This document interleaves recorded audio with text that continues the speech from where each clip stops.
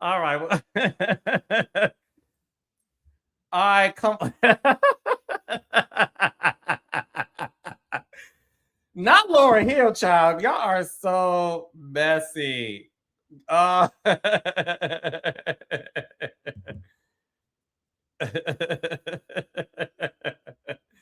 right.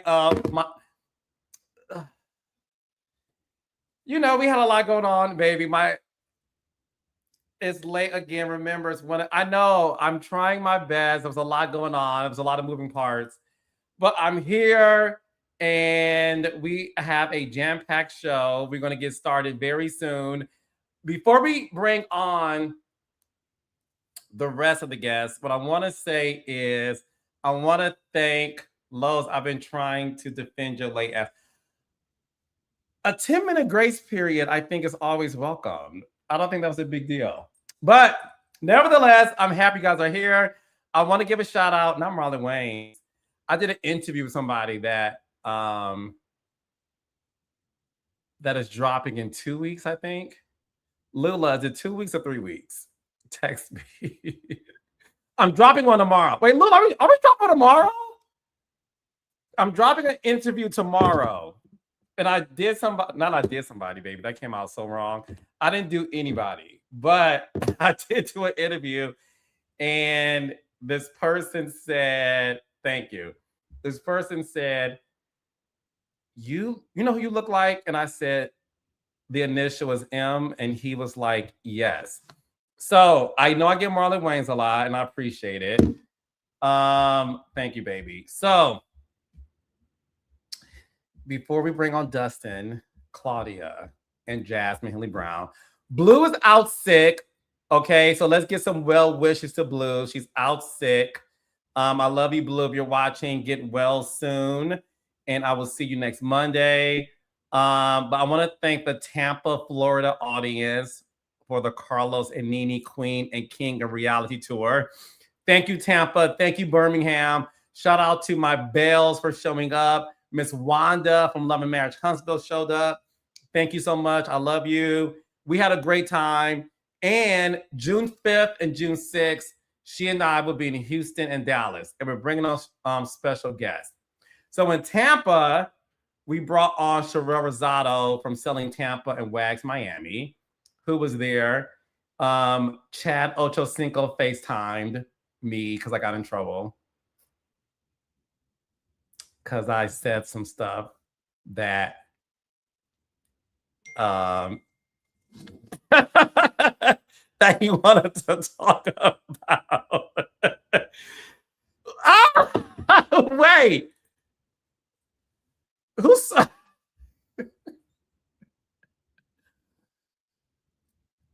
just got a text from Lula.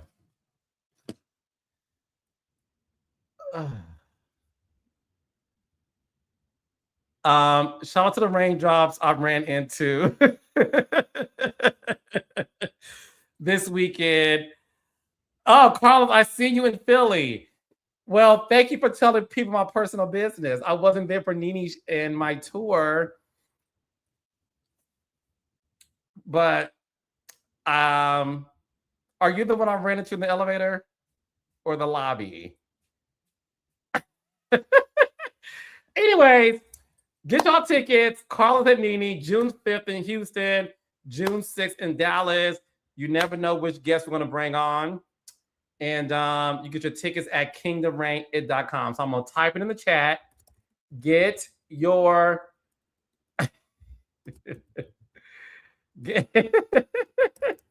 Y'all are so messy. Get your tickets at... I'm working on the European dates too. I actually spoke to somebody about that yesterday. Okay. So I'll put in the chat. Okay. Dallas and Houston, you're up next. Get your tickets. It's been really fun. Ask anybody who's been to the Nene and Carlos show. It's actually really fun. It's nostalgia. We talk about so many things. The show, obviously, greatest moments, our personal business. It's a great show. It's a great time. And we also do meet and greets as well. All right. We have a jam-packed show. We are getting into Belle Collective Birmingham. This is the Versus edition. not to be confused with Swiss Beats and Timberland. Okay, this is Monday Night Live versus edition. Okay, Stormi versus Tiffaney, Marsau versus Tisha, and of course, K Michelle versus everybody. Hey, Porsha. Hey, Juicidora. All right. Enough of that. Ladies, gentlemen, gays, and theys, give it up for Dustin, Claudia, and Jasmine. Yeah. Hi. Hi. What's up, How's y'all? it going, guys? It's going great. Amazing. Okay. Right, Claudia, you looking very sexy, mommy. You do. I have business to attend to after the show. Yeah. You got on a look that goes from day to night. Come on, Cosmopolitan Magazine. I like the days I go from night to morning. I know that's right. Wow. But it's not going to be that tonight. Tonight, I'm just going to be, classy. Mhm. You're going to be what? Classy. Are you seeing somebody tonight? I'm going to go for drinks and dinner. I love With a that. man? I'm not a lesbian. Well, No look, shade. according, I mean, according to the reality TV stats, 90% of female reality stars have been with other women. So, Well- Claudia Jordan, have you fallen under that stat of being with a woman that you scissored? Carlos, seeing how you got to work with the iconic Claudia Jordan. Yes, I'm talking about myself in first person. You should know I'm one of one. I'm not one of 10. So I'm not in that 90%. I'm in that top 10%, that top tier, as I drink my very cheap bottle of Moscato.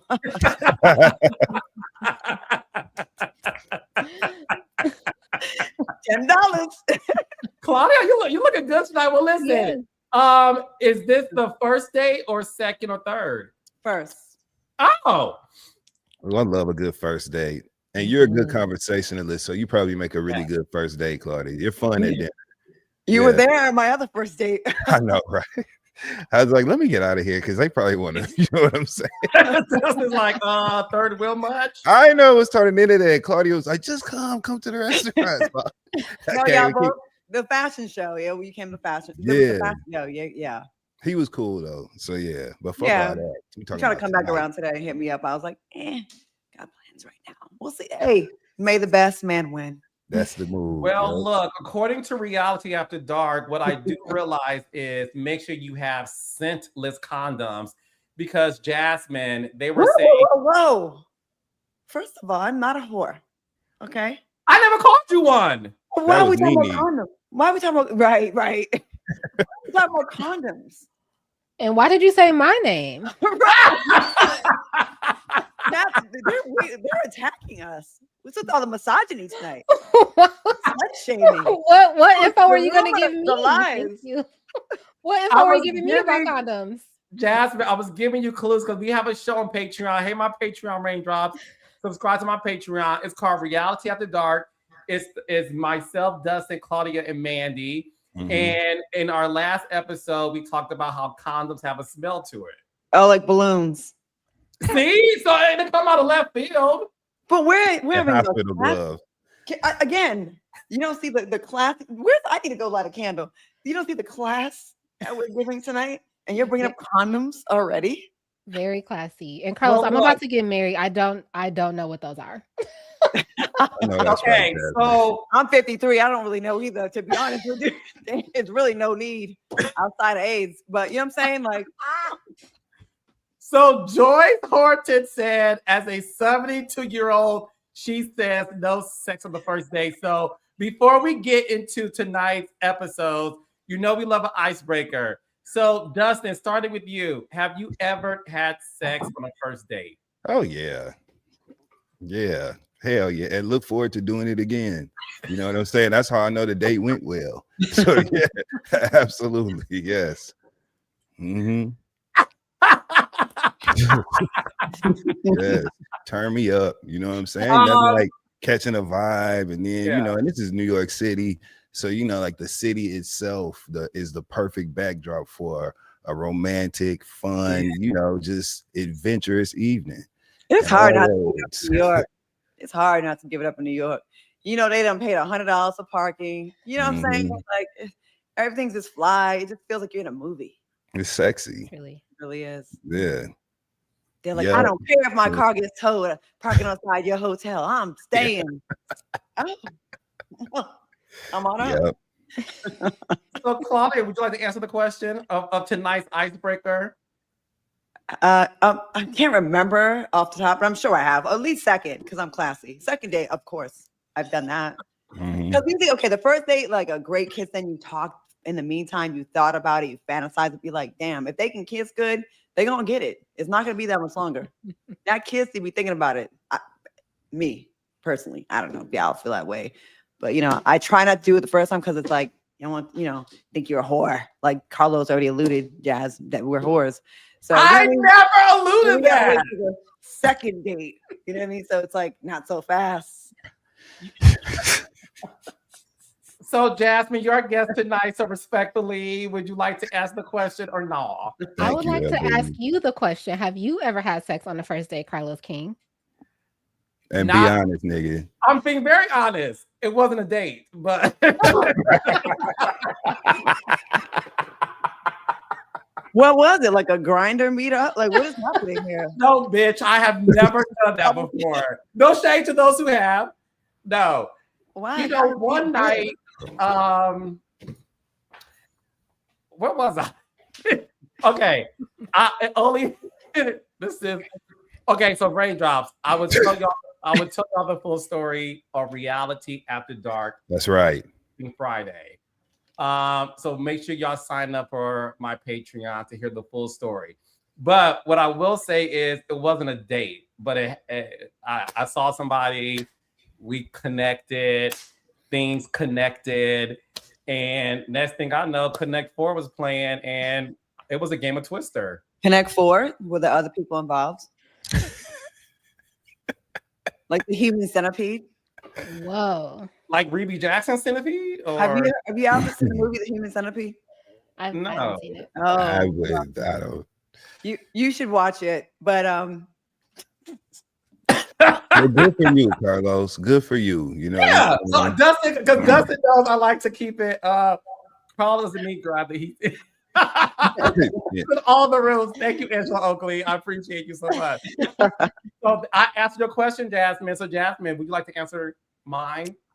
Not on the first date, but not on the first date. Second date. Like, don't you see this ring? How you look? I'm like, you know, yeah. Whenever it happens, okay. Yeah. It happened when it was posted, right? Yeah, it should happen when you can't take it anymore. You're like, you know what? Look, damn it. Come on. Mm-hmm. It'd be that first date for me. I'd be like, I can't wait another minute. Have you ever waited with someone, like you waited thinking you're doing the classy thing, or just waited and then you all this build up and then it was womp womp womp? I had a time in my life. This is back in the day. Mm-hmm. Okay, in my 20s, I was celibate. I was like, this is how you get a good guy. You don't do things. Okay, you don't do the horizontal. What is it called? Okay. Horizontal tango. Yeah. So I was celibate, and then the guy I ended up breaking the celibacy with, I was like, girl, you could have just stayed not doing it.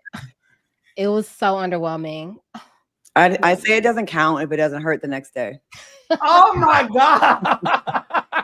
It doesn't count if you didn't like it. Then you just, it never happened. You know what I'm saying? And also, in the justice community, if it hurts the next day, it doesn't mean it was good. Oh, damn. That's not always the case. And no matter how you did it. Condom doesn't count because it was actually a layer between y'all. So you can just cancel all of it. I agree. It's a CDC rule. Condom doesn't count. Could have had a V8 for sure. Could have had a V8. Claudia, I cannot. All right, so raindrops. That's an icebreaker moment of the evening. Let's get into Belle Collective Birmingham. We are going to discuss Love and Marriage Huntsville, and of course, Real Housewives of Atlanta. 2 minutes did not count. Okay, so my last point is the reason why I forgot about it. It lasted for like It lasted less than 5 minutes. Okay. It wasn't because of me. Oh, he had some good So let's get to Belle Collective Birmingham. Yay! Woo! All right. So this only these three plus Blue can get this side out of me because my raindrops know I'm a bit of a prude. But not anymore. You've been in heat for the last 3 months. They must have changed the definition. It's kitten season. It's kitten season. A lot of kittens. Season, not purr. Okay, so let's get all right. So I want to get to Belle Collective Birmingham. Listen, this episode was the talk of Friday night. Stormi trended on Twitter. The comments and the engagement was off the chain, and this is why. So as we all know, so please catch up on Belle Collective Birmingham if you haven't. But Stormi and Tiffaney, they're like oil and water. They just don't mix. And a few episodes ago, Tiffaney made a joke about a mop, asking Stormi to mop, clean up on aisle 4. Stormi and Tiffaney had a one-on-one, whether or not she was offended. And Tiffaney doubled down on, she thought it was funny. Stormi didn't. And she didn't find it funny. And then Tiffany's like, well, if I offended you, tell me next time. Stormi said, next time, don't offend me. Okay. But Stormi, being the good Christian woman that she is, she decided to let bygones be bygones. And because of that, she decided to invite the Belles, including Tiffaney, to her home to have, a girls' night celebratory dinner. They took pictures, the whole 9 yards. As Stormi's getting ready to sit at the dinner table, she notices because they were the table settings had names, so everybody had an assigned seat. Okay, Stormi's name and plate was next to Tiffany's. The plate was in the middle between Fumi, I believe it was Fumi and Tiffaney. And Stormi said, oh, and she moved her name plate, her plate. She asked Amber to switch seats with her, and Stormi said, I'm claustrophobic. She sits down, Tiffaney laughs, Stormi asked her what's so funny. Tiffaney said, you moved your seat. Next thing I know, all hell broke loose. And I want to start with Jasmine, who is somebody, because Jasmine doesn't like to watch new shows and unscripted, but I love the fact that my girl has Belle Collective Birmingham set on DVR. So thank you, Jazz. There's not a paid app or promo. She has definitely done on her own. So, Jasmine, what did you think about that whole situation between Stormi and Tiffaney that led Stormi kicking Tiffaney out of her house? I wish Stormi wouldn't have let Tiffaney get under her skin like that. Ultimately, like Stormi, I've said this, she is like the ultimate reality TV cool girl. Like just the episode before when they were at the Civil Rights Museum, like the entire way that she handled Tiffaney was so cool. It got under Tiffany's skin just enough, but it was so effortless. This episode, she let Tiffaney knock her off her square, and I hate it because I really, really enjoy Stormi. But I think Tiffaney and Stormi are actually a good matchup for each other. They're both a little petty. Okay, they both cannot let things go. Tiffaney has that nice, nasty Christian stuff that I'm like, you know what? It's always them Christians. Forgive me, Lord. But she has that nice nastiness to her. And I thought they were doing so well up until like the end of this episode. And I definitely think Tiffaney came in Stormi's house with some energy though. Because when they show her walking in and Stormi was hugging everybody, Tiffaney gave her that fake ass hug. What does Stormi call it? That little pussy ass hug? She gave her that. And I was like, you definitely came in with some energy. So maybe that's what Stormi was picking up on. So when they got to the table, I was like, oh, if Stormi really just didn't want to sit in the middle, she could have just switched with Fumi and be like, let's just switch because I don't like to sit on the end. But she wanted to go sit across the table. And I think it's because she did want to look at Tiffaney and maybe keep giving her some energy. Tiffaney definitely laughed. She was stoking the flames. So I think they both were very petty this episode. And in the words of Amber, I'm team neither because I want them to let this mop shit go. Let's end it. Dustin Ross. Yeah, 100% with my girl Jazz on this one. They both were petty. Stormi had 1000% already made up in her mind that she was kicking Tiffany's ass out of her house that night. 100%. It was one of those things where you could tell whatever real conversation Stormi had with her real people about the night, she told them that bitch say one thing to me, I'm throwing her ass. That's okay. Let it start tonight. I'm gonna throw her ass up out of there. That's what Stormi was on. And that's the way that you can tell that is because as soon as she got a hint or a whiff of any of that energy from Tiffaney, the first thing she said to her was, you want to go home? That's how you know she had been ready to do that. And Tiffaney, I can go now. Yeah, I can go now. All of that. Tiffaney was, like Jazz said, stoking the flames, laughing, grunting, making faces, doing all the shit that will infuriate a person that you don't like if you do it. You know what I'm saying? Tiffaney was doing all of that stuff. And it was already, the writing was already on the wall. I'm tired of it. I feel like they both dragging it out. You know what I'm saying? But every time I start feeling sorry for Tiffaney, she start fucking with somebody else. You know what I'm saying? Poking somebody else. So I'm like, at this point, you're just your own personal chaos agent. And so it's great to watch on TV. I think that Stormi and Tiffaney are great sparring partners, and I want them to really go at it. I want Tiffaney to break character and at least say damn or ass. You know what I'm saying? In the argument. That's what I want. Claudia Jordan. I think they both had things that were wrong in this episode or right, depending on what you want for this show. If I'm having an event at my house, Stormi probably, to be real, did not want to invite Tiffaney, but production probably was like, hey, let's have an all cast. And listen, because it's my show and I can say this.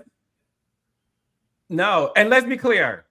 When it comes to Stormi, no one tells Stormi what to do. Okay. I gathered that from her. I want you to know, it was all Stormi. Okay, so she wants to, she probably had 10%, like, all right, let me see, let me be open to her coming, but 90% on go.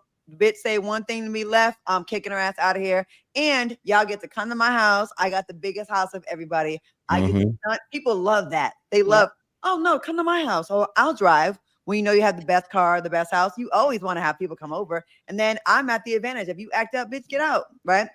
I think Tiffaney was wrong to give that energy when she first got into the house. If you know you're going into hostile territory, you should be a little bit extra, even if it's fake. You should just be like, hey, girl, thanks for the invite. I appreciate it. That's all you got to do. When you come in my house and you give me this, oh, guess what? I'm looking for any reason to sun you. I'm sunning you. Because I already know that cameras caught that. Oh, you getting kicked out of my mansion. All this 16,000 square foot, 20 acres, you won't be seeing that much of it tonight. So eat your food fast. So then when we got to the table, and then I will say Stormi was wrong with how she reacted to the table settings. Like whether or not whoever did that, it was great for TV. It's the way she just like got up and moved seats. Of course, Tiffany's gonna feel away like any normal person would, and she had the right. I would have laughed too, like really. I would have done the same exact thing. That's how you're supposed to react to something like that. I think Stormi could have said, "Oh, I want to be on the end," just to like make it look like, you know, I'm not bothered by you, but I have a thing. It's not you, and that's where, you know, they both kind of had their plate, their hand in this, but you know, I was thinking what to say. I'm like, you ever have a friend, someone that you meet when you first meet them, you can't stand their ass, but when you have like, all it takes is like one thing that happens where you end up like sitting down and you're like, you know what? I fucked with you. They have the potential to later on, maybe not this season, but I could see them both like once they get rid of this. I think they're both jockeying for position. They're little girling each other. Tiffany's like, you ain't about to like shit on like little girl me because you got more money than me. And Stormi's like, I'm that girl because I'm that girl. So I feel like they're like this, but I think once they get past that, they could actually be good TV together. I don't know. Maybe it's a reach. Maybe it's the Sutter home. I don't know. It's not a reach. Carlos, I don't know if you saw on Threads. I wrote this on Threads like a couple weeks ago that like I would love for them to bury the hatchet and become like the comedic duo, like dynamic duo of the show. Because I think they would actually be really fun together. But we got to get over all of this first. And I do think it has something to do with, I don't want to say jealousy. I am very careful with like assigning that to people. But I do wonder if there was, on top of, you know, Tiffaney knowing that Stormi is that girl, when Tiffaney rolled up to that estate, bitch, and she saw the estate and she was like, oh, Yeah. There's no, I cannot compete with this. So she walked in, gave her the energy, and then Stormi was trying to sun her, telling her she can go home, you can get off the estate. Because at the end, when Tiffaney was going on the diatribe about like, if you don't have money, if all you have is money, then you're poor. I was like, oh, I think she might have been a little touched when she saw I'm jealous. Kaya got a song about that. Jealous girls. But no, you know what? Stormi is better than me. And maybe they will have a Nene and Marlo moment, right? Remember, Nene and Marlo were poised to be enemies. They ended up becoming very fast friends. Marlo upgraded Nene's look. Stormi can upgrade Tiffaney's look. You know what I'm saying? This can be kind of akin to that friendship or that coupling in that way. So I'd like to see it happen. Stormi better than me though, because if I kick somebody out of my house, my estate, right, my grounds, if I kick you out of my grounds and I have access to some horses, I'm opening the fence. I'm putting you outside and I'm gonna open that horse fence and let them get down on you, get you to the front quicker. You know what I'm saying? I would have let my horses chase her ass right to the front of my property. So, but I can see why Tiffaney would rub people the wrong way. I'm telling you, babies and animals always know. And you got to go back to that first episode or second episode, I think it was, when the dog was like, "Ow." Like when the horse does this, and when the dog, know it, yo. I'm telling you, animals and babies know. If a baby don't mess with you, or a cat or dog don't mess with you, I had a really good homegirl, right? That was my dog. And she would always say, your cat, Shelly, is so shady to me. I'm like, what?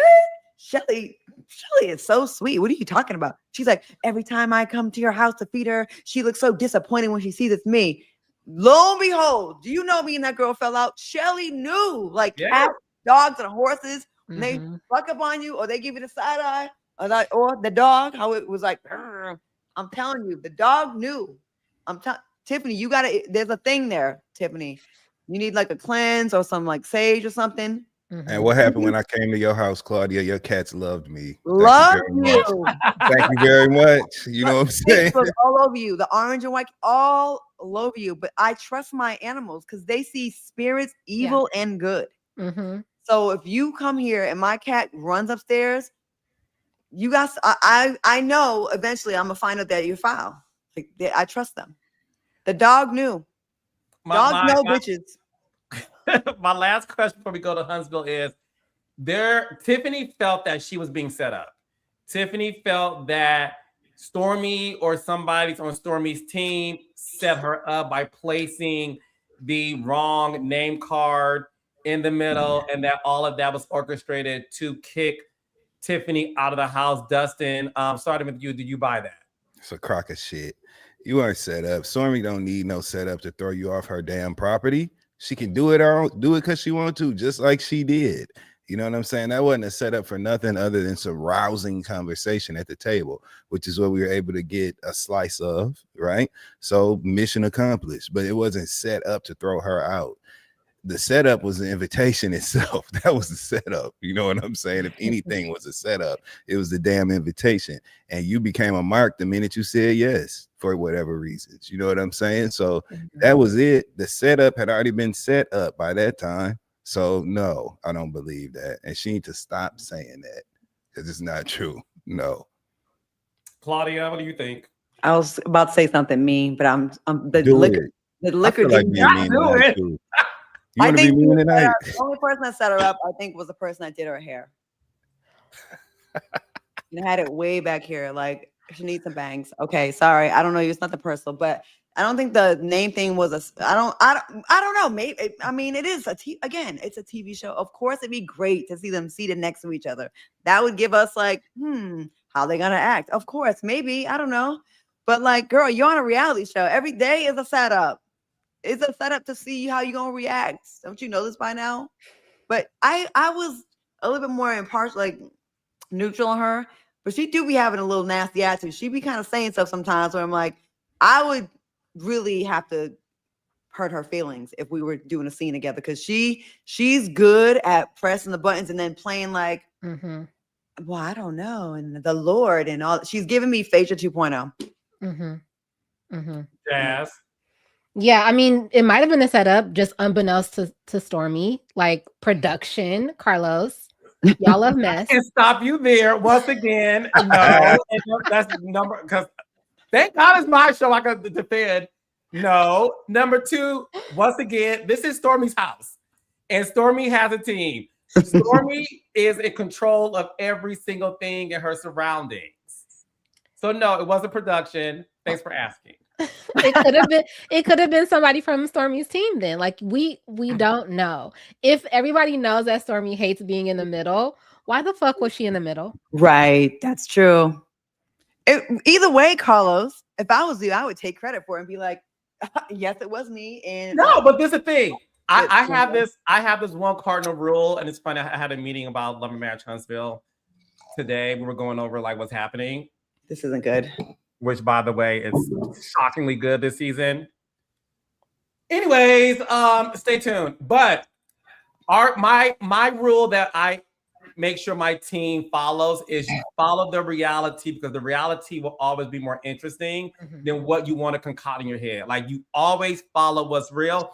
So yes, to your point, Claudia, when I got the phone call, they said, Carlos, I said, yes. Stormi kicked Tiffaney out the house. I said, what happened? And they told me the mistake of the whatever. And I said, that's the beauty of reality. You always follow what's real. And that's why we'll get to some shows later. But that's why I don't like it when other forces behind the scenes try to make stuff happen on the show. And we walk away like, that made no sense to me. I'm confused, because if it doesn't happen on camera, we, the audience, are confused. Stay tuned for Real Housewives of Atlanta in 15 minutes. Okay. So with that being said, no, Claudia's right. I mean, look, it was a great moment. Similarly to Tiffaney in the mop moment. No one knew that a mop comment would drive Stormi and Tiffaney to be at odds. But what I will say that the three of you guys are saying, and not to compare them to housewives, but Tiffaney and Stormi, to me, give me old school Kenya and Porsha. Where, you know, in the beginning, it was by Ashy and Miss America and all that. It was fun, light shade. And that, to me, has always been the best part of the gig, is when the shade is fun and light. When it gets too dark, nobody likes to watch it because it gets too serious. But arguing over a mop and the semantics of offensive and funny, to me, is what makes this show so great amongst the other cast members. So I think the mop is, oh, sorry, Jasmine. Oh, no. I just have one question. Did something happen off camera that we didn't see? Because when they were arguing, when they were standing up when Tiffaney was getting ready to leave, when they were standing up arguing, everyone was over there. It seemed like it was on one level. And then we came back and Stormi was turned up, like, get this bitch, get this. Like, it seemed like something happened off camera that we weren't privy to. Is that the case? No, the one thing, what made Stormi become irate is when Stormi said, there's no cleanup on aisle 7. And then Tiffaney goes, I said aisle 4. And then Stormi lost it. Because to your point, it was like, you're trying to play me again, right? Yeah. But that to me was the beauty of the scene. It was light. To know that it took the mistake of 7 and 4 to make that happen is good television. Yeah. So it's they're kind of like being dismissive of the mop. Like, the mop is like the extra cast member. It's not the mop, y'all. It is the jockey for who is going to be the HBIC. That's all that is. That is Tiffaney refusing to bow down. Well, she thinks, I'm not bowing down to her because she's richer than me. And then that is Stormi like, bitch, you can't see me. Do you see the estate? Like, that's all that is. Like, they are jockeying for position. And Tiffaney has really high self-esteem, which she should, right? To be on TV. And she's like, that's the road she wants to go down. And the cameras afloat. She's like, I'm not going to kiss your ass because you're rich. And Stormi's like, you should. And that's a problem to me, friend.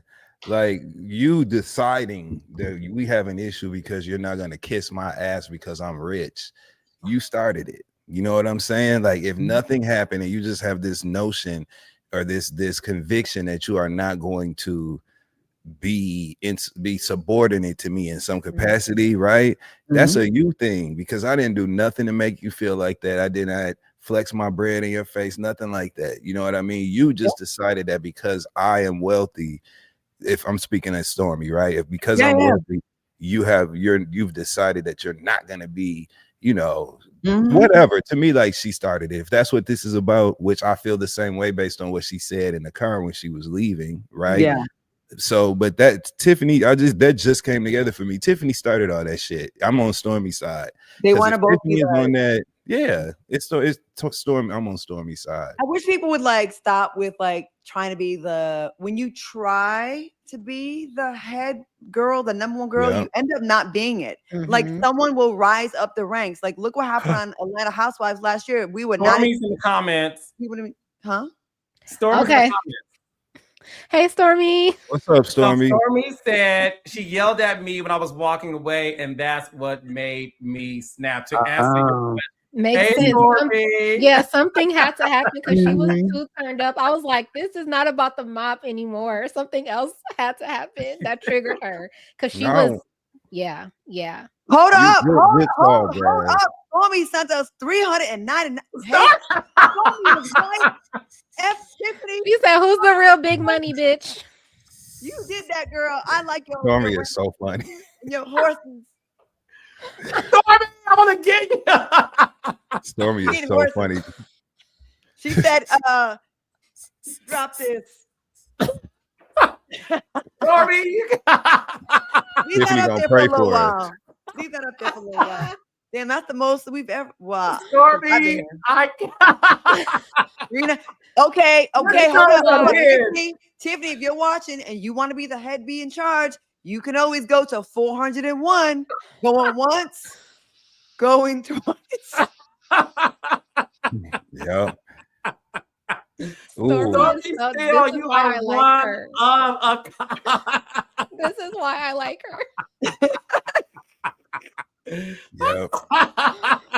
Hey, Stormi. Y'all are hilarious. I can't take it. Okay, so Stormi, before we move on to Huntsville, not the little one. She said, "Spill on the aisle, $3.99." Hell yeah! And I don't think Stormi flaunts her money on the show. I think that's when someone comes around and someone else is intimidated on their own. It ain't. I don't think she's like, "I'm this, I'm that," but we all know what it is. It's kind of like, I was gonna say that when you were bringing up the dynamics, like Stormi, Tiffany doesn't want to be insubordinate to Stormi. That mimics a lot of dynamics in a lot of like friend groups, right? Like you have some girl friend groups. I can't speak for men, but a lot of girlfriend groups. That's why a lot of them don't really work because there's always someone who just rises. It's like girl groups. Somebody just kind of like rises to the front as the main character. It's like whoever is gonna be the supreme. There's likely somebody else who's like, I want to be the supreme too. Right. So like then they start butting heads. So that might be what's happening here. But yeah, to your point, Stormi doesn't have to force that. And actually, Carl, wow, I am so ahead of my time with my opinions because I not thread something similar? I think I threaded something similar. Because the thing is this, I watched so many of the episodes. So Stormi, thanks for clearing that up. And Anthony Lofty said when Stormi was walking off, Tiffany yelled at her. That's why Stormi went off. Thank you guys for clearing that up. I got it wrong. Stormi cleared it up. Anthony cleared it up, who watches the show too.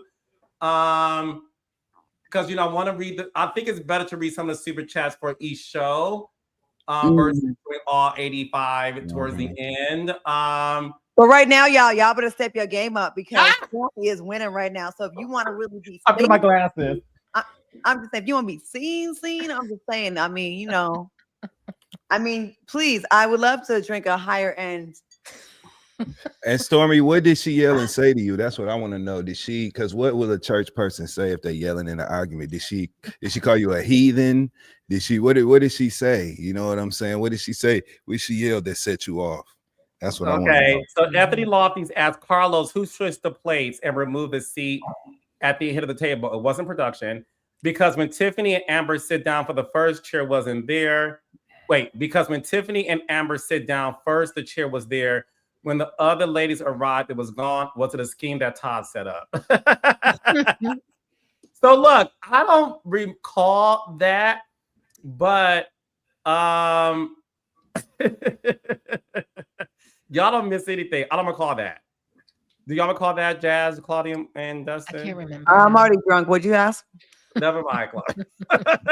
Nothing. Damn, I don't want to give it up on the first date. So let me chill out. No, you good. You good. Okay. All I right, won't. Stormy Steele, thank you so much for Affections. hopping on Thank you. Monday Night Live. Wait, Stormy had one more thing she wanted to say. Is she gonna give another $3.99? I No, mean, that's what rich people be doing. you need to address your emotion to the person who offended you. I Mhm. All agree. right. Stormy Steele is on Monday Night Live. Shout out to Stormy Steele for hopping on Monday Night Live. You Mhm. never know who's going to hop in live. Belle Collective Birmingham. This show is so fucking good. If I don't say so myself. Can I just say a prediction I had just from what I saw? It wasn't in the docket, so I'm sorry I'm doing this, but blame my Sutter home and not me, not my heart. Fumi and our man, Mhm. I predict problems down the road with. I feel like I don't know. I don't know her. This is no shade. I don't have any issue with any of the people on the show, but like I feel like is she doing that big house thing to another attempt at being the top queen bee on the show? Because I felt like that could go down a bad road, like the house thing and wanting to go way above and beyond. And, you know, it felt like it was for the show. And I got my money, but it ain't going to Sam. And like, you know, I don't know. It seemed like that's going to be a problem in the future. And I just felt like, when I saw that, you know what I mean? Like, I don't know. I felt like she was trying to stunt for the show a little bit. I thought it was funny. You know, it was kind of reminiscent of other shows where we've seen when people went and looked at real estate that was probably outside of their, you know, reasonable budget or whatever. I didn't take it. I didn't see that piece that maybe it was indicative of like a real crack in their relationship or whatever. You see the type preview? shit. This week? The preview, Yeah. I think it shows something. When she rolled that window up on her. Unless they already Like talked she was in down a so they drive-through. have a fake beef over this house, then cool. But if it's a real thing, I hate when I see people run into problems Over and some bullshit like you know that. what I mean, for TV. Yeah. It reminded me of Yeah. Wendy Osefo in Potomac that one season where she was like telling us that Eddie pays all her bills and like she doesn't know anything about her utilities or anything. And I'm like, ma'am, you have 4 degrees, doctor. You're a high-powered woman who makes money, and you want me to believe like you don't contribute at all to your household. That's what that scene gave me. Like, I make my money, but it's just for bags and shoes, and it's just like, okay. So it just gave me like Wendy from that. I didn't really think about like if they were looking for a house for real or not, or if that was going to cause any more problems until I saw the preview. And I was like, because she was looking at him like, do not fucking cut up on this show. We are. Yeah. Mhm. I think under the pressure of these shows is there's like what they don't say is like everyone feels like they have to really show how wealthy they are, whether they are or they're not. And I'm not saying she's not, but I'm saying like it is a magnifying glass on you. Like everyone wants to like use this moment to like everyone's like doing stuff like that's a little unrealistic. Every day you're draped in diamonds. Brit Eating on the jet. Yes, Brit Eating. What happened? And in that Ferrari, remember that Ferrari she was in putting In the her first leg up? episode, Yeah. If y'all don't stop going Ferrari She shopping. never got the Ferrari. They divorced now. All kinds. She ain't even on the damn show. Everything. And you owe $20,000 to the golf so club for that nosy. event. They want their money for those finger sandwiches, finger food. I can't. But now, so listen. Shout out to the cast of Belle Collective Birmingham. Thank y'all for showing up to see me and Nene last week. Thank you to Stormi for stepping into Monday Night Live. Thank you for your contribution, Stormi. You are hilarious. Yes, Dustin, you're hilarious. How you keep blacking out the screen to do what you got to do. Like, at this point, I had a long fucking day. You know what I'm saying? I've been under a lot of pressure. Brad, you earned it, Brad. You ain't fooling nobody. Carlos, you know I respect Carlos and his business. No, you're fine. You in a league. You in a blue state. You good? I love that Dustin. Like I try to get Carlos fine. Yeah. I appreciate. You can't be on the show. You can't do it on the show. I don't think. I don't know, and I don't want to find out. Look, but do what? That's why I love Dustin. So we can't say cunt and we can't smoke on the show. Why would you say the word I told you can't say? You said not in the first 10 minutes. I know, Claudia, zip it. You literally said the word I told you not.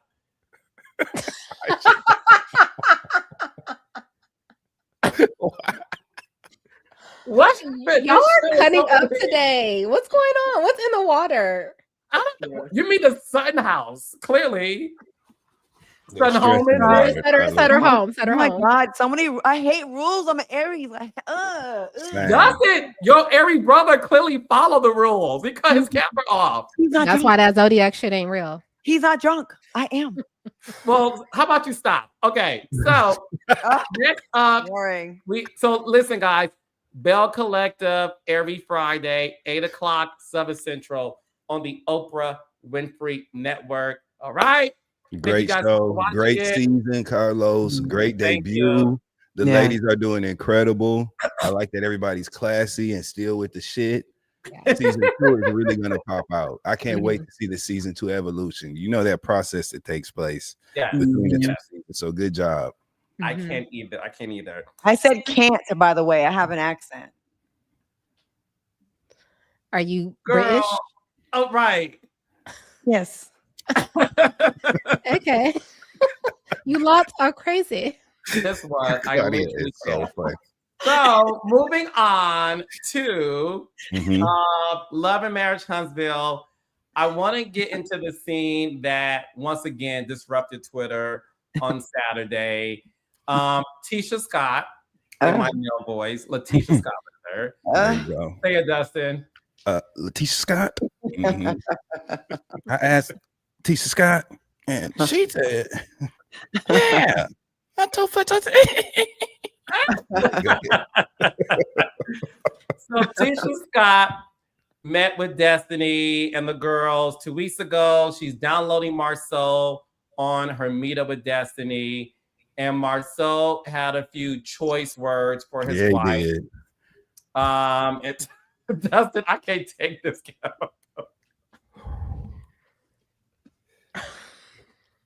He did. He had some very choice words for her.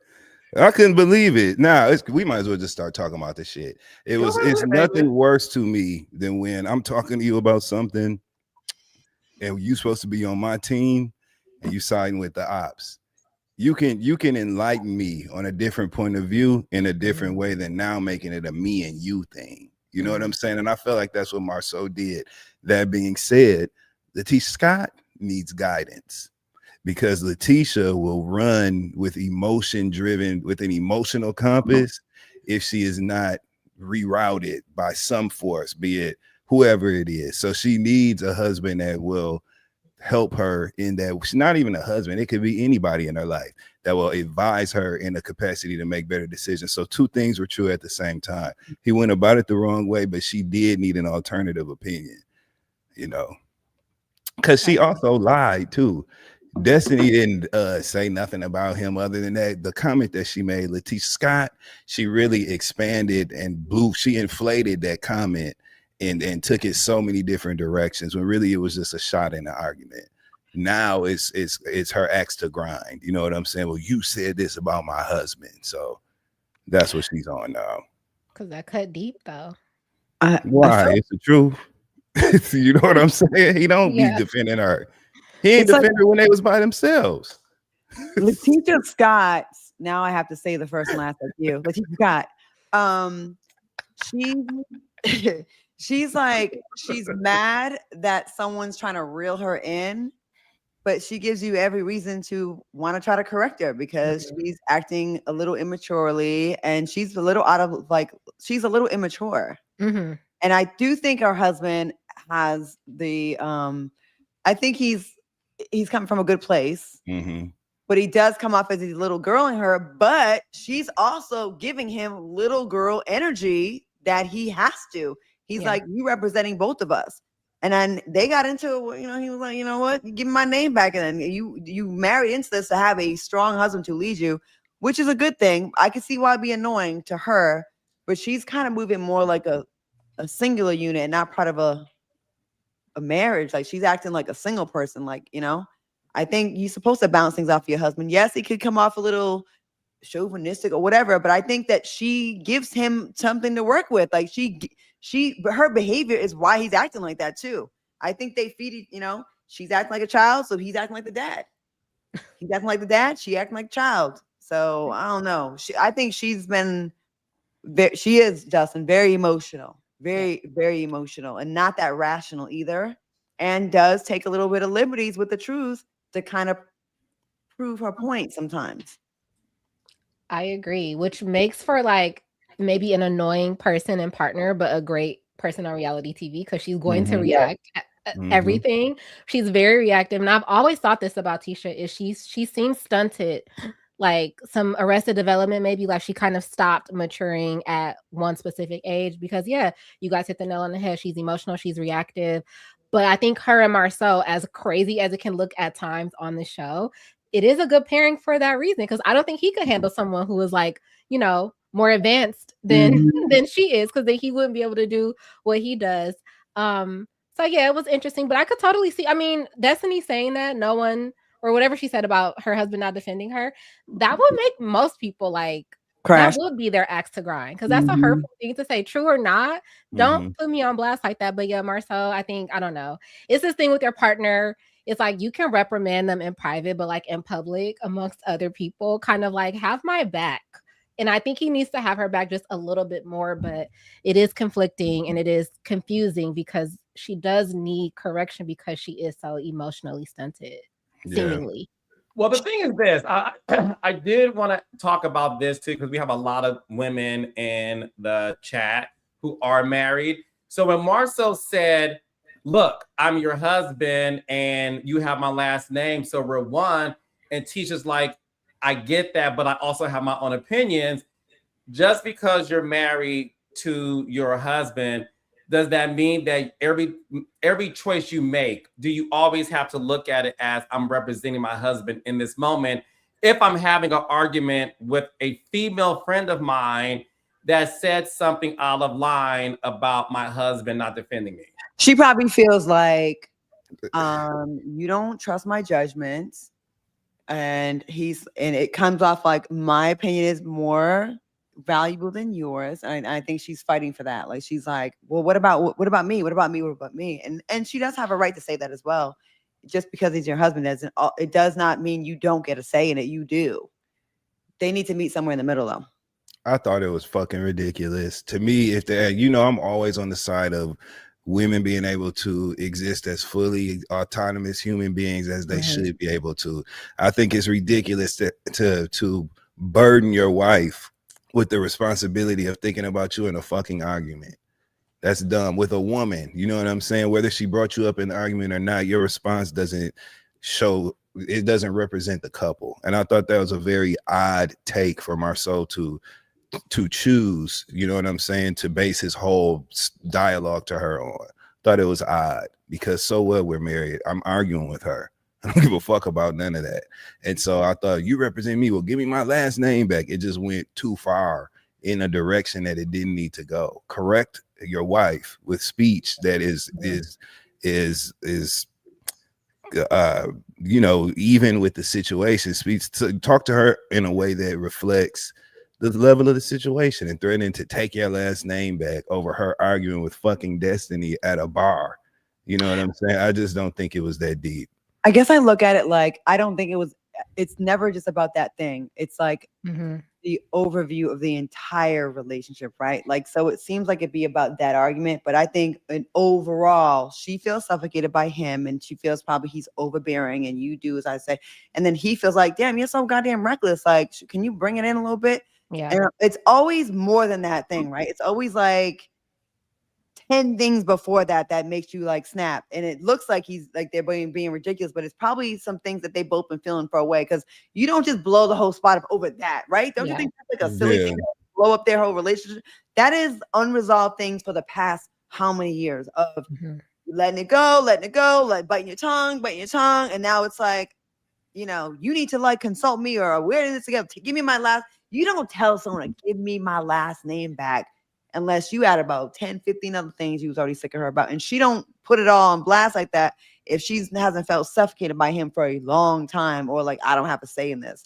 So they may need to go. Unless you got a wife that don't want to divorce you, that that breaking up your marriage is a last straw for her, and you know that she's going to concede if you play that trump card in an argument, then that's when you use. He said that because he wanted her to shut up.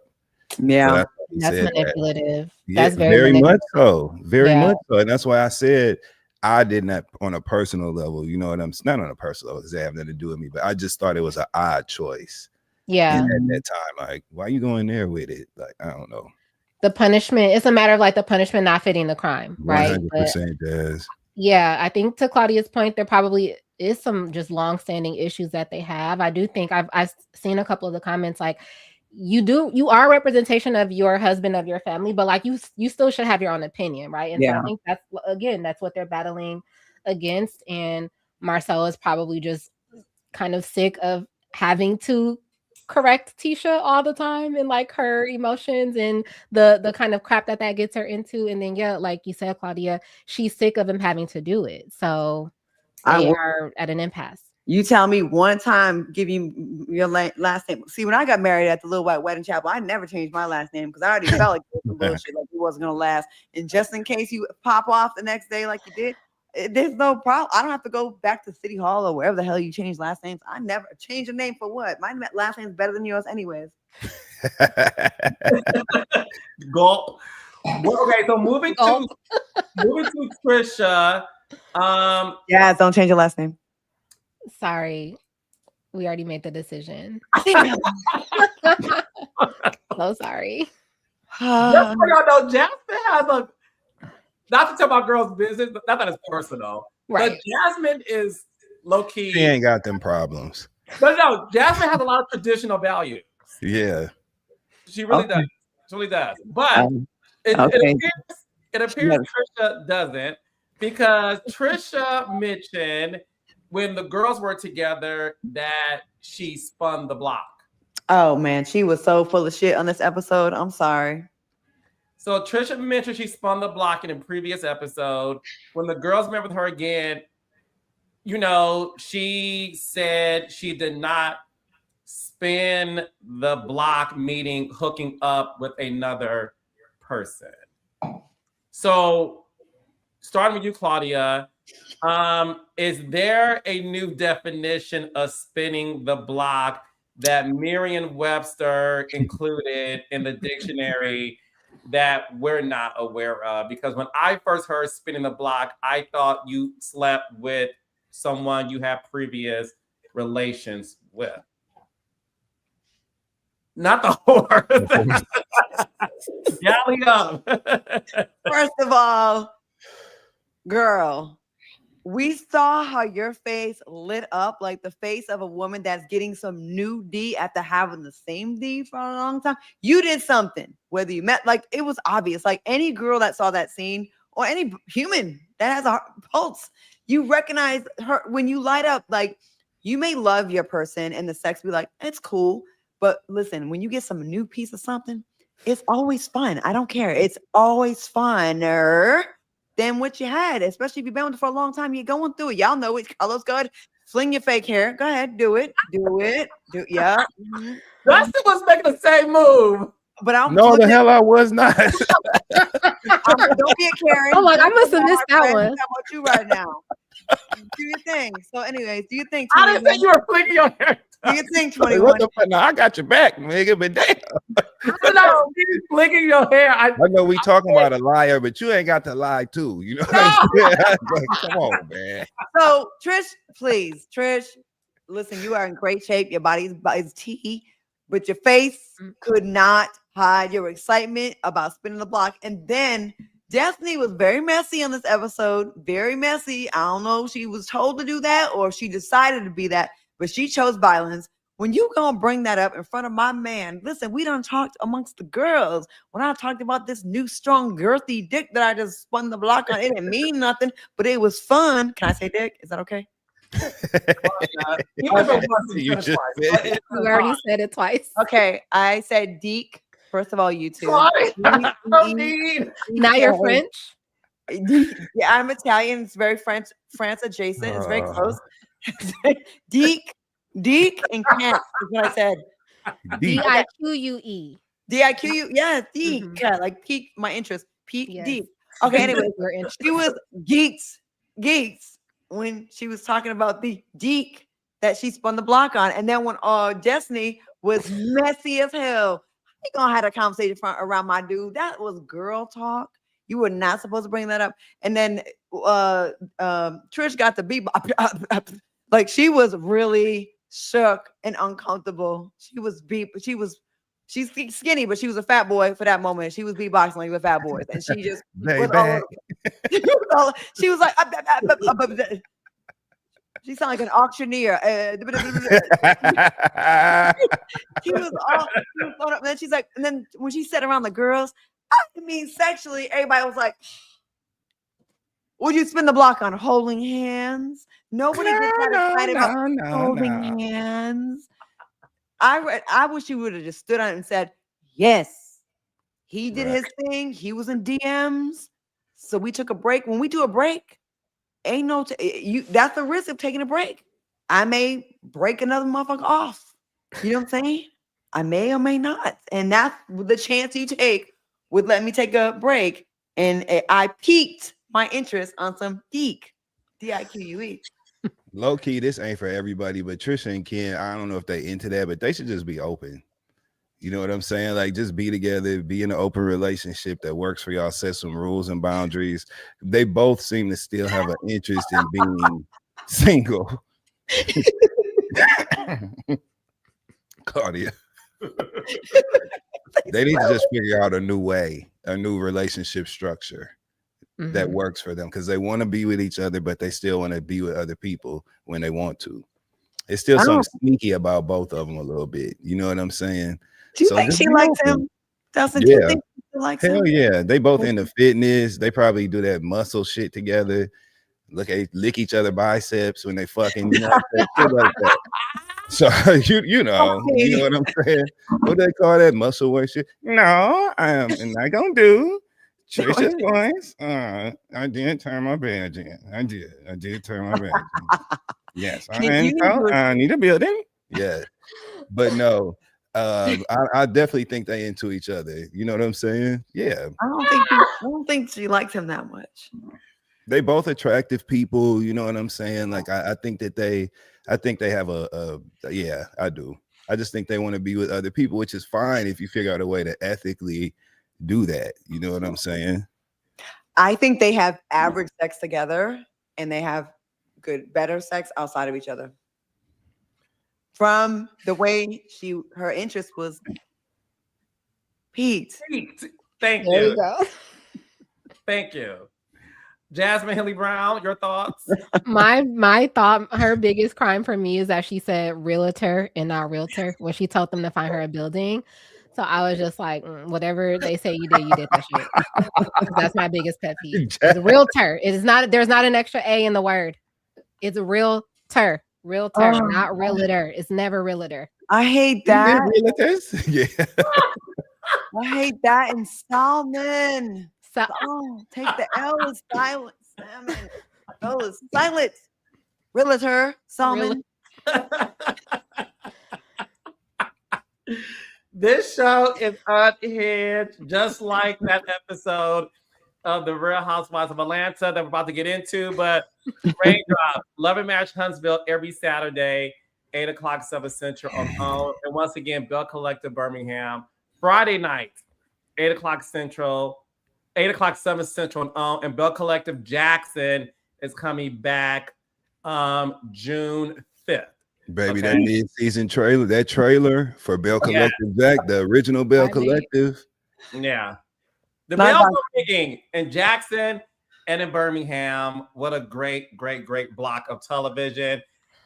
Let's get into... Wait, Carlos, did I ever tell you this with your shows that take place in these like kind of overlooked cities that like, you know, they always make me want to move there. Like, I'm like, I want to move to Huntsville. I want to move to Birmingham. I want to move to Jackson. Cause like, I know I could probably get a fat ass crib for like $20. And like the real estate is like, so, and that's not a dig. That's actually not a dig. They have some really nice homes and the cost of living is not super high. These shows all make me like, I've watched all of them and I'm like, I wouldn't mind if I had to like, you know, do a semester abroad, still in America. It's different states though. Like it's like they're gonna have slavery back next year in Jackson, Mississippi. I better go now. It is. It's gonna be the real slaves of of Louisiana. We are not doing that. The Real Slayers of Louisiana. Yeah, get her off. Get Claudia. Where did she go?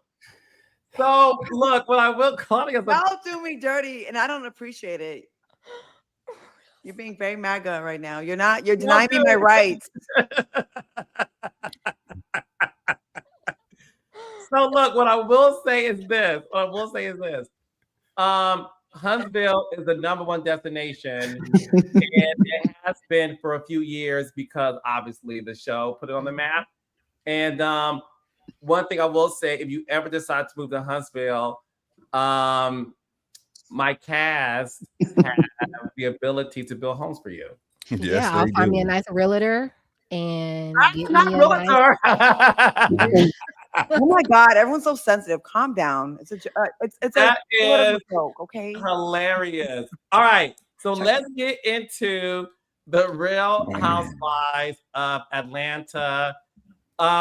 Look, this was a Claudia, Dustin, Yes, I'm and listening. Jasmine. This was a weekend of pure unhingedness It was. with Birmingham, Huntsville, and what I will say, I agree with you in the comment. This to me was the best episode of Real Housewives of Atlanta this season. I loved every minute of it. I could not wait to talk to you guys about it because, baby, I have tons of things to say. And who knows, I may have tons of exclusive information to offer as well. So let's get into it. The ladies are in Dallas, as you all know, and it started with the continuation of Porsha versus Kelly. Porsha made a statement that she and Kelly were almost scissor sisters. Okay, and for y'all who don't know, scissor sisters are like the scissors that. Oh, is it that? Yes. Okay. Yes, Dustin, not this. Yeah. They do both. Doing both. Yeah. Her ass. She ain't never gonna live that down either. No matter what she purports herself to be, we will always remember her doing that sign language at that table. Always. All right. So Porsha alleged that, look, I did so much scissoring that I had a blood clot in my finger. Oh no. So, Oh, yeah. who are you fingering? Well, you know, when things are tight and you stick your. So one thing that I do want to get into besides my weekend was, and my blood clot, was the fact that Porsha said that she saw Kelly. This happened last year, and that Kelly saw Porsha's platinum puss and wanted some of it. That, you know, Porsha said, so I'm gonna do the visual. So Porsha said, you know, she was getting ready, doing her thing in the bathroom, and she's like, you know, I got the shower, and you know, I'm like half dressed, and I left the door open. And she said that Kelly walked by, and then Kelly did this, and Porsha said that Kelly was so enamored with her platinum puss because she said it looked ripe and juicy. So because of that, she said Shamia was also there. Porsha said that Kelly then mentioned that she wanted to see Porsha again when they got back to the house. She's like, I could come to the room and, you know, whatever. And Porsha said in that moment, she knew that Kelly wanted her platinum puss. And she said, oh, girl, I'm tired. I got to go. And she went into her room. And that's how she discovered that Kelly allegedly was into her. For the record, because I am a journalist, hey, Porsha, hey, Claudia, Kelly has denied this. Shamia has said she does not remember that happening at all. And Kelly said that she is not into girls, but that if she was, it would not be Porsha. starting with Claudia Jordan. Yeah, of course, setup. Do you believe this story? Of course, is lying, and you could tell on her face the way the rest of the trip on the bus, like it was no, absolutely not. Platinum is a stretch at this point. No one in their 40s and 50s has platinum pussy. I'm just letting you know right now. And I'm 53. I would never say that. Oh, platinum pussy. That's something you run back in like 97, 98, 99, 2000, maybe 2005, maybe up to 2010.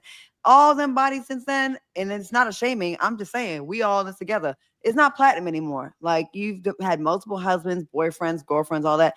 Like I need women to stop thinking that everyone's coochie is platinum. It's not.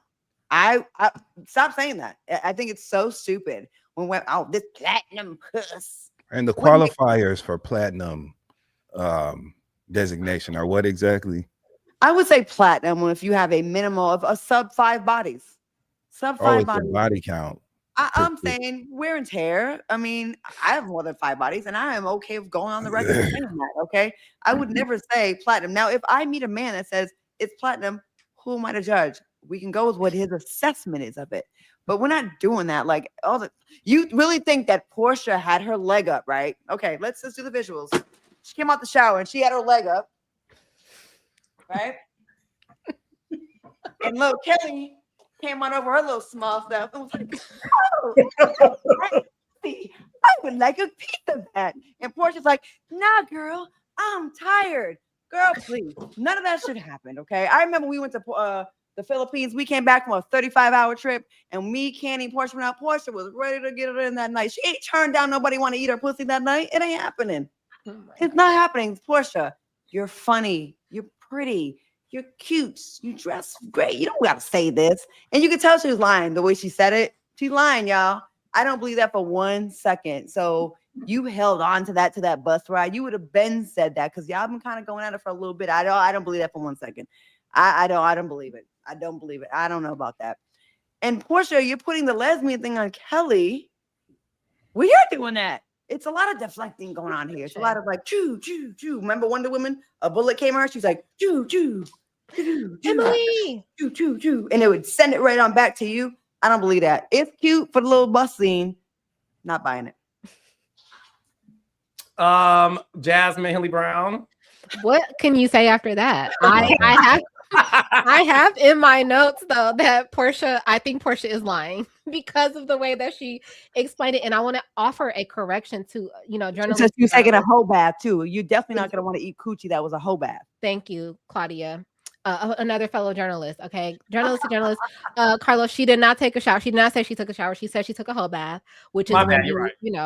Yeah. So it wasn't a shower, but yeah. Can you explain to the audience in the event, hey Tisha, in the event that they don't know what a whole bath is, can you explain to my educated audience what a whole bath is, Jasmine Henley Brown?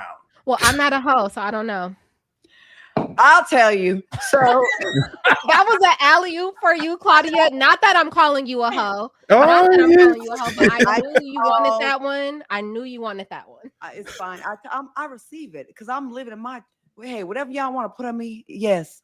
Dr. Claudia Jordan is here. So listen. I got my doctor. Henley Brown got me about to pass out on this panel tonight. Dr. Claudia Jordan? First of all, me, Ricky Smiley, a whole bunch of other people got honorary doctorates from school in Georgia. I don't remember, but the colors was red and black.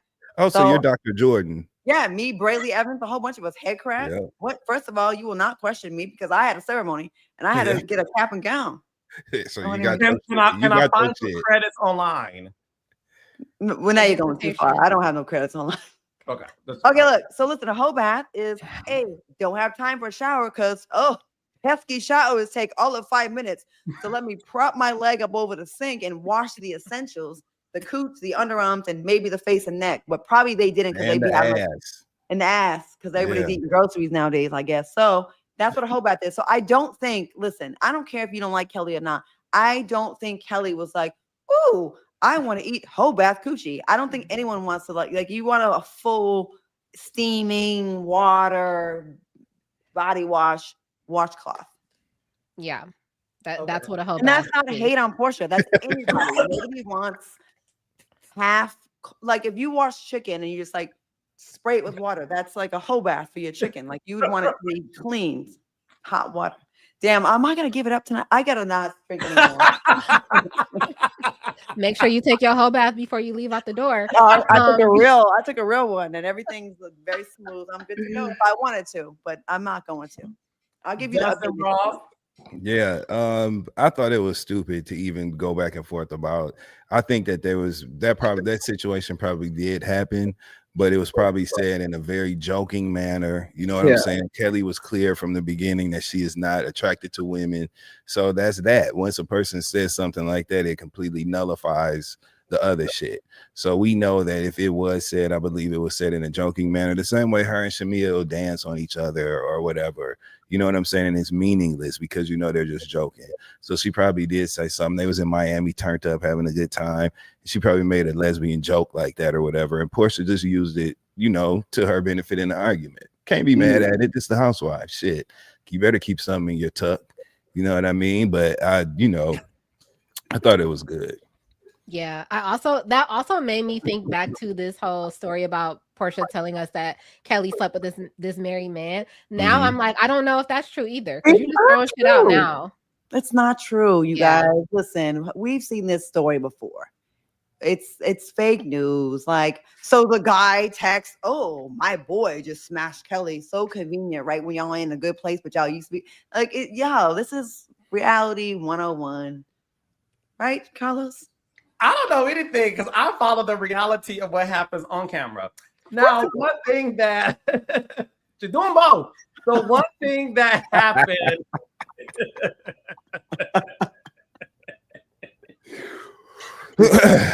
By the way, just so y'all know, not to like take a deep into someplace else, another territory, but just so y'all know, that scene was the beginning of the end of Shamia and Porsha.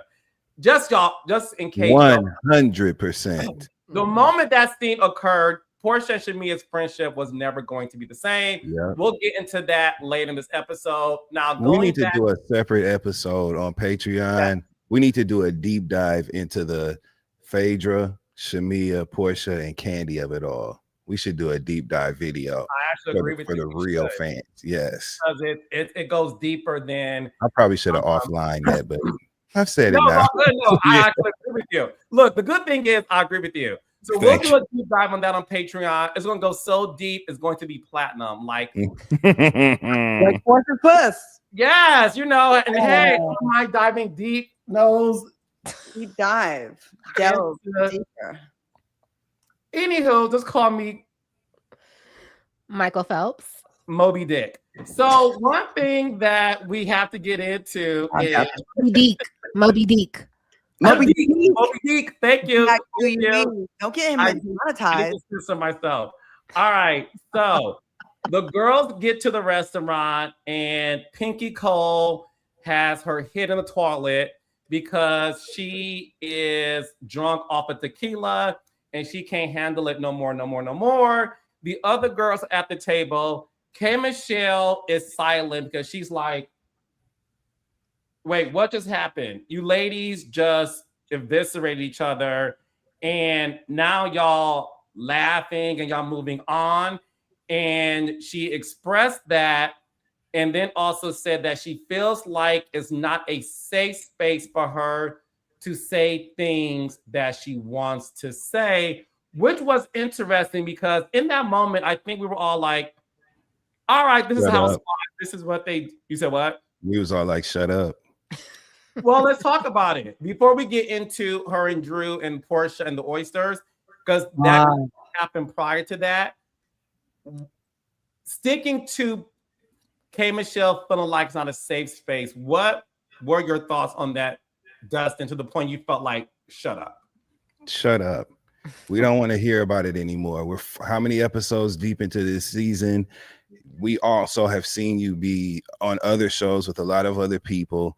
And to me, that's a crock. You being around people that's so different from you makes you be in a shell. I don't believe it because you traipse through Nashville in those white spaces of country music that I'm sure are not welcoming to you, where you've had to fight for all these years. You've talked about how you've had to fight tooth and nail and butt to get your space in, you know what I'm saying, country music. So that's not easy for you either. Give me a break. It's okay, and it's easy for you to be around other women, and you're getting paid to be here. So I'm tired of it. It's not an enjoyable. If that's her thing this season or whatever, it's not fun to watch for me at all. So I want her to shut up about that. This is the same person who's shaking tables, throwing candles, all of the things. And now all of a sudden this space isn't safe. You fought people on your own show, your solo show that you had conflict of that type with people on the damn show. So miss me with that. Like, I'm tired of it. Yeah.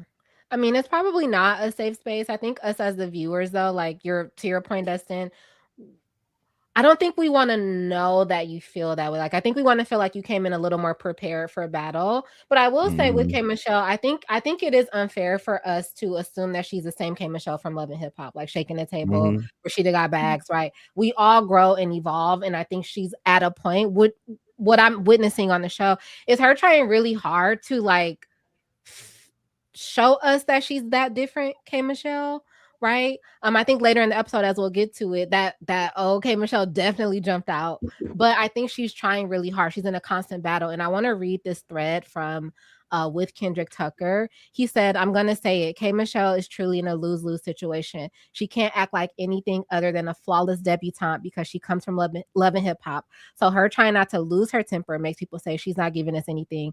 But if she explodes, then it's send the ghetto negress back to love and hip hop. Double standards for her and her alone. And I thought that was a really good observation of like how people are watching K Michelle and probably how she assumes that we're watching her. So her feeling like it's not a safe space is like, it's not a safe space with the cast. It's also not a safe space with us as the audience either, because we're almost waiting for her to do something wrong. You know what I mean? My only counterpoint, right, is that her most enjoyable scenes thus far, and for me overall, have nothing to do with her being in conflict. True. K Michelle is funny. She's a fucking singer. She's a celebrity, so her life is interesting. There's so many other things there that we know she's already shown in other situations. Where is that? I don't want her to be on here. Her worth is not measured by her being in conflict for me personally as a viewer. Agreed. I'm just sick of the sad shit. You know what I'm saying? Like, yeah, be funny, do something else. You don't have to fight to be interesting. Like, I think, you know, when you're like known for something, right? And then you try to evolve, and then people kind of hold that against you. Like, we wanted the. And I think that's the thing. And then you feel like you're damned if listen. I was one of K Michelle's biggest critics because I'm friends with Mimi, and when she hit Mimi in the face with those flowers, I thought that was super mean. And I was like, damn, like, did Mimi do anything that deserved that? I didn't think so. And to Jazz's point, I love that you acknowledge that people want to change, and we don't have to be stuck in like if we made a mistake or we was an asshole 5 years ago, do we have to always for the rest of our lives? Are we that forever? I get that. So I think she's in a weird place. Thank you right here. I'm sorry. Yeah. I think she's in a weird place. Like, she's like, I want to be better because she sees the comments like we see the comments, right? But then when she does go there, we're like, oh, see, that's that Love and Hip Hop. She wasn't supposed to be on this show. I think she feels like she has to be different to like prove herself because of all the critics, including I was one of them, before she got on the show. So I think like, almost damned if you do, damned if you don't. You evolve, you're boring. You don't evolve, you are just same old hood rat. You know what I mean? And it's like, what do you want? And that is a very hard environment to come into. Established group of girls. You're the new one there. But you're also like, well, I have this big career. It's got to be difficult to kind of like feel. Yeah. And every week I change my opinion on whether or not she's here or there as far as the show goes. This week, I think she had some Bella points. But then also it felt like, damn, do you not know this show before you got here? Like, you're so emotional here, but you was a gangster in Love and Hip Hop. But then to Jazz's point, you are allowed to grow. So I don't know, shit, but we're going to keep on watching and talking our shit. What am I missing here then? And I love what both of you have said tonight about K Michelle. So I feel like there's a piece that I'm missing, right? What is so challenging for her when it comes to her assimilating with this group? Because from my view, right, It seems like she's at a great place professionally.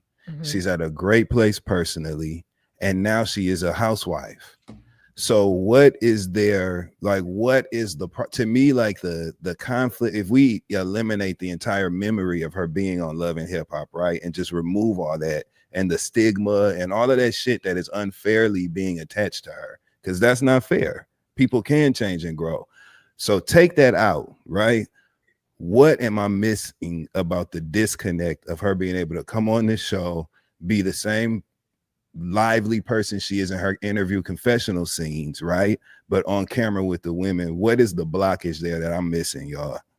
I think she has a hard time being in community and friendship with women by her own admission. I think she said this is the first girls trip she's ever taken in, like, you know, her entire life. So I think we're watching her be uncomfortable in a situation where she's supposed to be in a friend group where she might not be used to being in community with women like that, or at least being really close to them, letting them in. Like, she's selected Kelly and Shamia as the two people that she feels comfortable with, but I think she's just struggling with the amount of women that she like needs to get to know and needs to be in community with. So that might be what we're feeling, because I do agree with you, the sad stuff, she does put a damper on the room when she comes in. Like this episode in particular, it was quite funny, but if you're in a group situation and somebody comes in and they're like, this isn't a safe space, I'm sad, it's just like, well, what the hell? Like, now I'm afraid. Like, did I do something? And then you have a problem. I know I'm jumping ahead, but like, you have a problem. You won't tell anybody like who you have the problem with. Like, it does put a damper on the room. But I think she's just struggling with being in community with other women. I think she needs therapy, like a lot of us do. I'm not going to sit here and act like I'm better than it, because I need it. I mean, shit.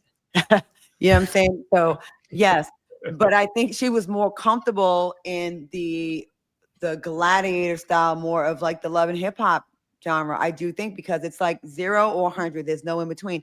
Where Housewives, you could be at someone's throat, like how she was like, I don't get how y'all just be coming for each other. Then it's kumbaya. It's like all good. The next minute, that's kind of how Housewives is. It's a little bit fake.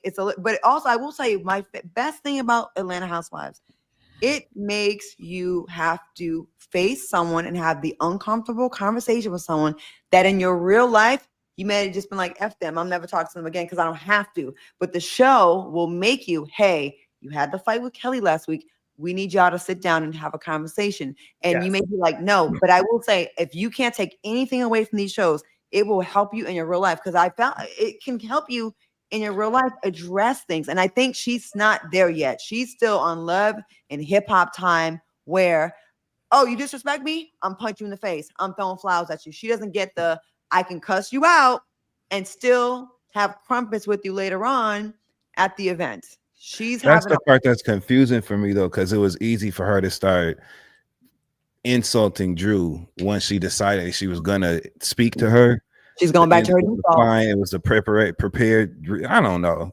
I feel you. I just know that there's something I must be missing. Well, I will say this, and again, I'll move on to the other stuff, and not to, of course, talk about her Love and Hip Hop experience, because I think, listen, the beauty of this conversation, and raindrops, listen up, is we are talking about a woman that has this duality of, we all know her from Love and Hip Hop. She was iconic on that show. She started season 1 of Atlanta. She had her spinoff. Dustin is correct. Or her spinoff, she was in a very confrontational situation, fighting with her friend. The friend took her wig off. Her other friend, Paris, threw a drink on her. So to Dustin's point, we've seen 10 years of this iconic reality star be in very aggressive situations that she was put in, courtesy of the backdrop of those particular shows, right? So no one is wrong in their assessment. Now, Claudia and Jasmine and Kendrick made a very good point, which is she has the ability and the right to grow, right? And that is true, because who you are 10 years ago, you may not be today. And I know her personally, and I can say there's a sweet soul there. Now, with all of that being said, what I also will say is this. The elephant in the room that no one's talking about is the fact that K. Michelle watched Housewives of Atlanta. This was her dream job.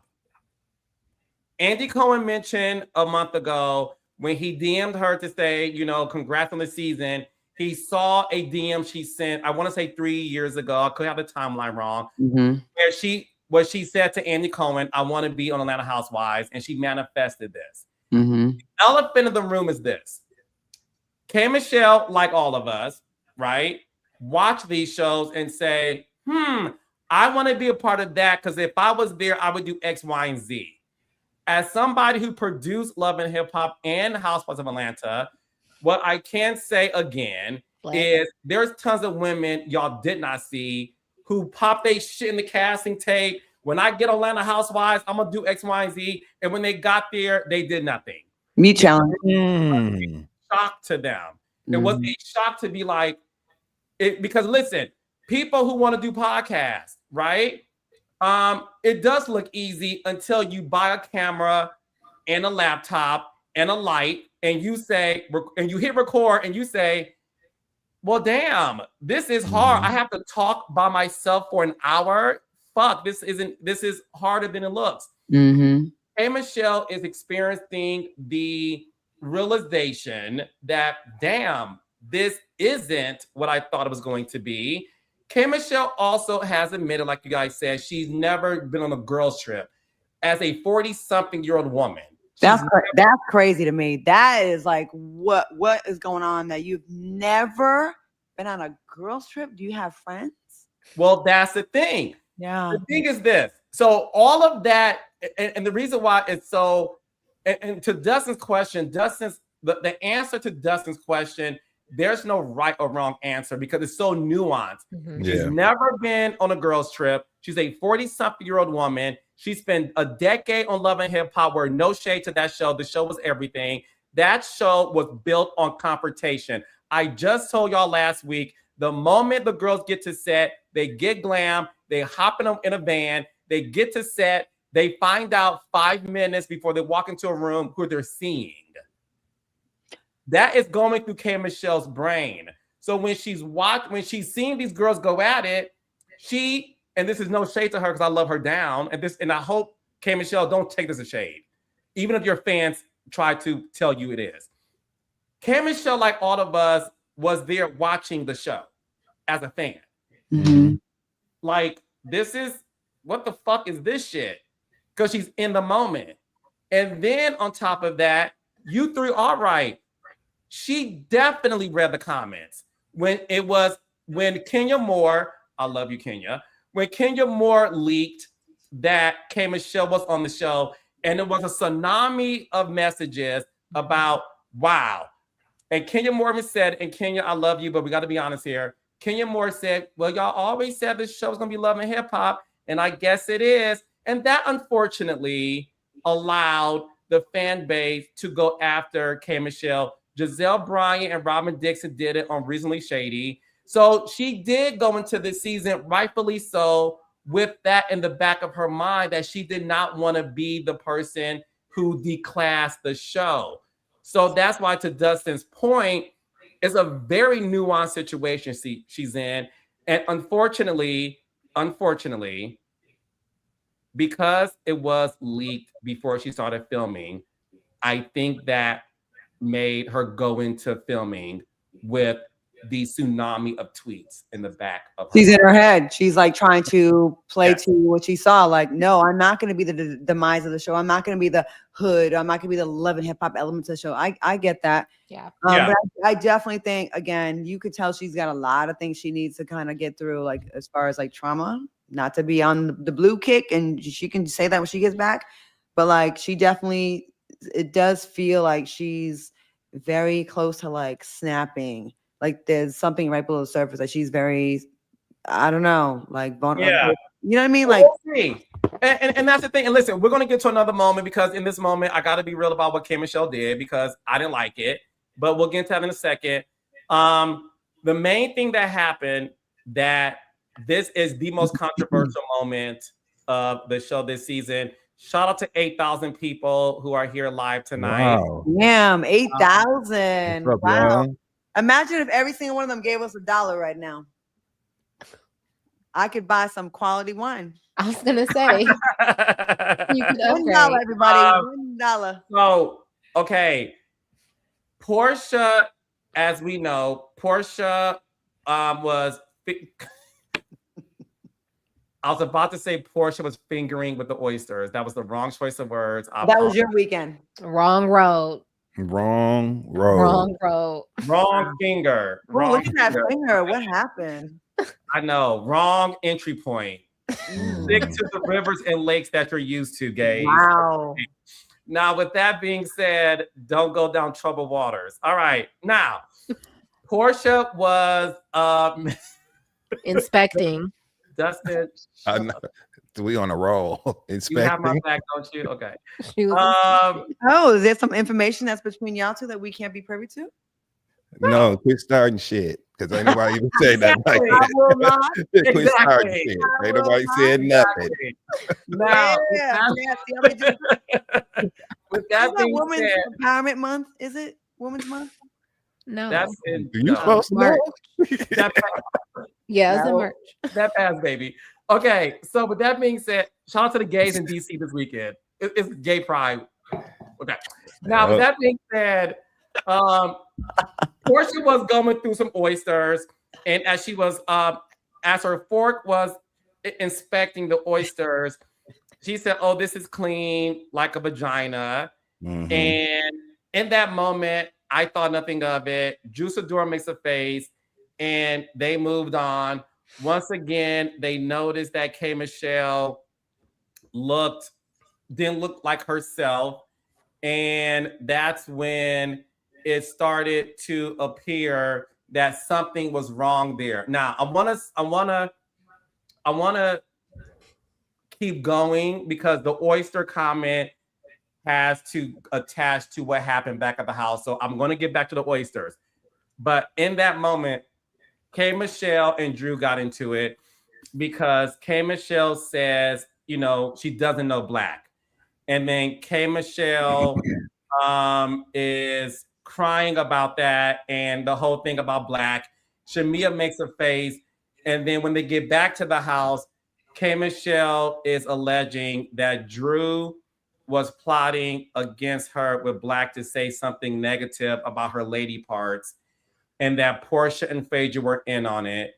And that's when they flash back to the oyster comment, where they were saying that K. Michelle felt the comment about the dirty, clean oysters being a vagina was a dig to rumors that happened years ago where K. Michelle was on the Breakfast Club and where K. Michelle mentioned that there was a person that was lying on the smell of her vagina. And that's why she woke up the next day and cried in front of the women. Starting with you, Jasmine, when Porsha made the comment about the oysters, do you think it had to do with her setting up K. Michelle? I didn't initially until we got the playback, and I was like, oh, that is interesting because she said it and then she looked up. It reminded me of Giselle and Ashley this past season of Potomac when they were taking those shots in you know where they were. Where were they at with the hats when they went to Kimasabe? But anyway, they were talking about like this coochie is clean or something, and Giselle's like, not all coochies are clean. They were doing a direct dig at Stacey. So it wasn't until the playback with Porsha looking over at Drew, I was like, oh, there might have been something there. Was it malicious? I don't know, but I don't know why you would try to make a joke like that and like kind of be sneaky about it. And I think, K. Michelle has a right to be hurt by that because that was such an old rumor. It was said once by this one guy that was like an ex-boyfriend. So I understand her being hurt, but I do think they were trying to dig at her. But I don't know if it was like, to the point of them trying to take her down. I think they were just trying to, they're hazing her a little bit, maybe. I don't know. Is that an oversimplification? No, it's a very complex one. Claudia, what do you think? Are you in agreement with K. Michelle that when Porsha made the comment about the oyster having a scent, Drew made the face, that she was told by somebody that she was going to be set up by Drew, Porsha, and Phaedra, and it was going to be about that? I can't believe we talking about this oysters. so funny. Like, listen, I understand K Michelle being sensitive to that because it wasn't just it's not Drew's fault. It's none of these people's fault. It was on the Breakfast Club. Mano said it. Angela Yee said it. It was a whole thing. And when K Michelle came to the Breakfast Club, she cussed out Angela Yee for repeating the rumor that she heard about it. She was questioned about it, right? And I understand how that is a horrible rumor to have. Nobody wants that rumor to be about them. That is a horrible rumor to have, whether it's true or not. Like, that is going to have someone be sensitive. But I think it's a little bit of a reach. I don't think Drew was trying to put it on Black. Drew only said, "Oh, I know that's your friend. You know him." There's nothing wrong with what she said. I think that's a little bit of a reach. I really do. The Porsha thing with the scent thing, I don't know where that came from. It could be, I mean, there's a lot of lesbian stuff going on this season. It could be a little bit of everything. I mean, Porsha's saying Kelly want to eat her out, and Porsha's getting coochie over here and getting her coochie eaten out. And then K Michelle, it may not have nothing to do with her, K Michelle, but because she's been hurt by that kind of rumor, anything about oysters, coochie, seafood smell is gonna probably be a trigger, because you know what I'm saying? Like, yes, it's going to be a trigger because she suffered for years. Remember, there was all the stuff, Idris Elba, all these people, names. It was a big thing for a long time. So I get why she has PTSD, and an oyster smelling thing would trigger her. I don't know if the girls was trying to put it towards her or not. But I could see both sides. I could see where they're like, wait, well, we didn't even know about that. And I could see K Michelle be like, what you trying to say? My coochie stink? You know what I mean? I get it. That's a horrible rumor to have. That's why I don't be having sex. And I keep my coochie smelling good. At 53 years old, we love that. I don't know. Dustin Ross? Yeah, so a couple things.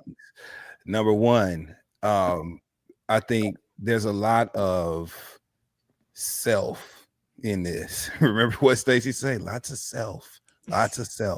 Because to me, it's kind of arrogant to assume that somebody is thinking about a rumor that is important to you, right? Separated thing, right? It's understandably important to you, but what the fuck makes you think we give a fuck about an interview from the Breakfast Club years ago with you and people saying that to you?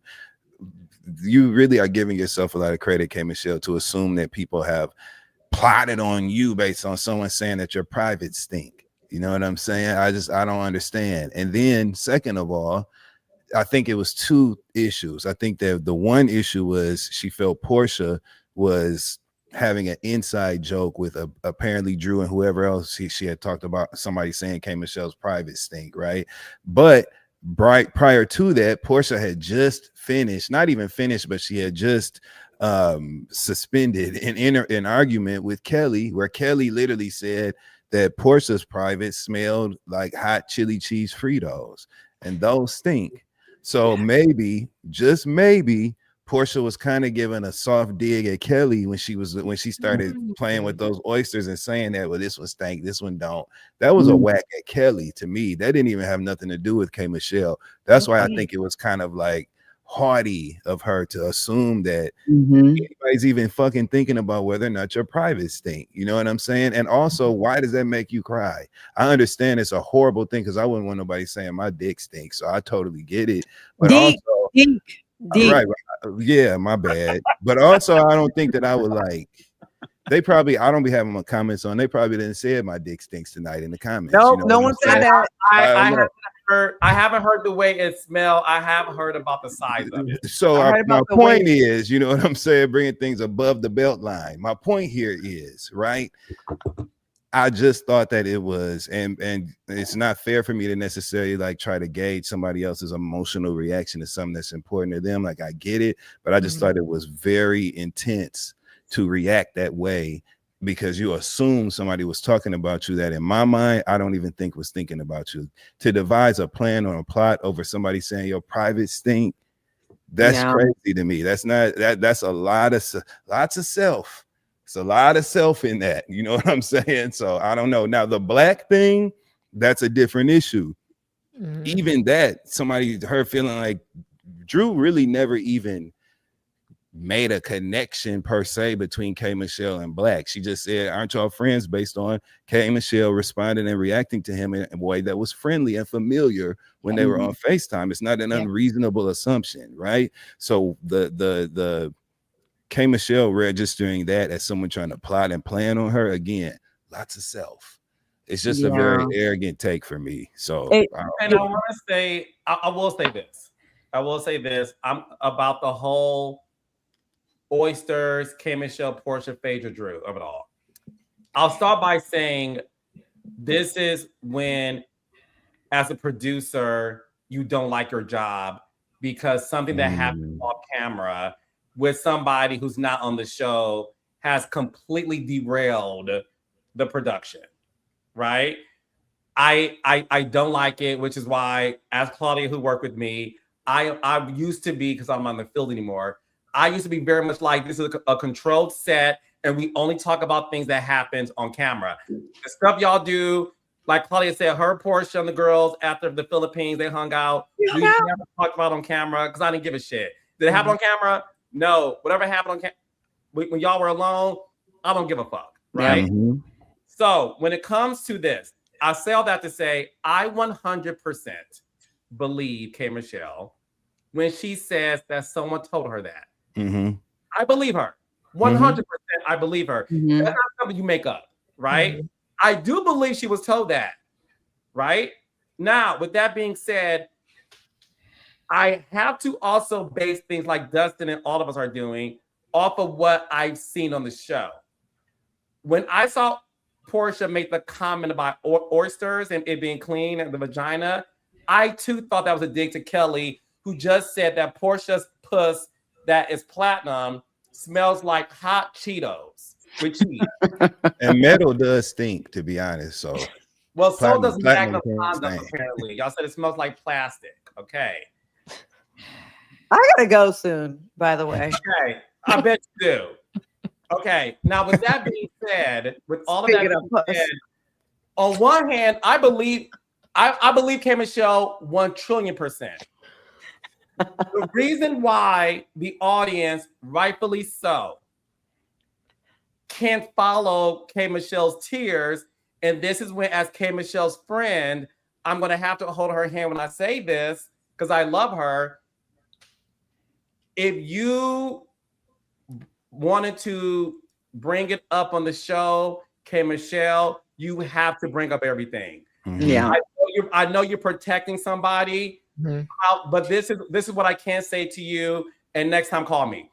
As the king of reality television, that's right.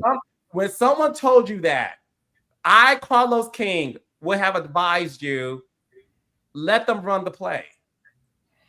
Let them run the play. Mm-hmm. Let them run it. If someone told you, heads up, sis, they're going to talk about your vagina and that whole rumor, I would have told you, let them run the play. And you be prepared for the comeback, okay? Mm-hmm. I'm seeing season 7 when Cynthia Bailey, who I love, did the worst job in the history of the show, where she could not tell Phaedra. Oh my God, pulling teeth. What Apollo said about Mr. Chocolate. We were like, say it. Let's be clear. Phaedra knew what the play was. Yeah. That's why even Phaedra said, what is it? Say it. Like Nene knew, Claudia knew, Porsha knew, Candy knew. We all knew. We was like, Cynthia, come on now. Say it. Cynthia, just say it.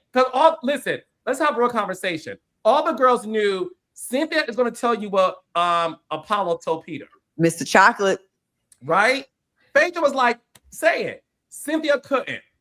Phaedra was prepared. My point, Phaedra knew the play, but she was prepared. What Phaedra was not prepared for, though, was Kenya Moore saying, let me do my job, bitch. Yeah. And that's why Phaedra gave Uness with the purse and said, she wasn't going to do chic. My point is, Phaedra was not prepared for Kenya to say it. And that's why we got a great moment out of nowhere. K. Michelle, you should have let the play happen, because anytime girls set up scenes, they're going to look bad. And the worst thing that happened, unfortunately for you, K, my baby, you let these girls win because you came in defeated, rightfully so, because that's a horrible rumor.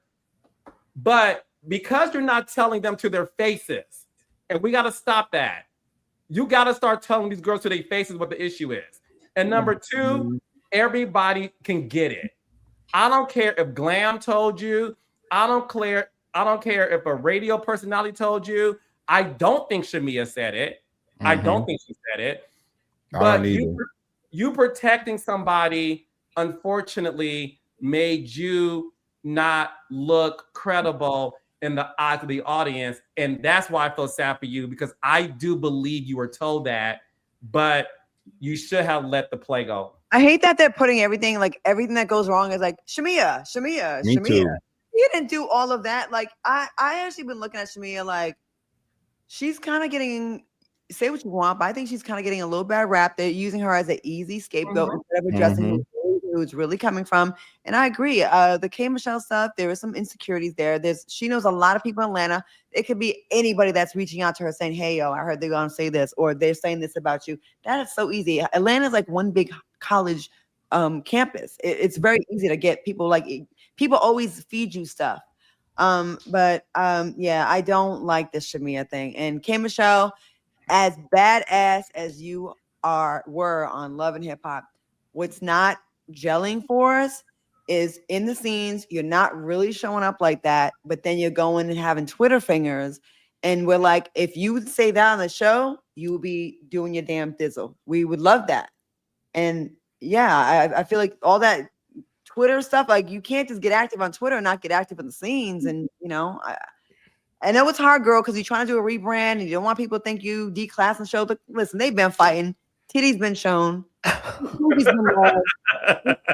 You're fine. It's been like 20 fights. You're fine. You're not going to declass. They already been gutta. But I will say about this breakfast scene though, it was pure fucking comedy.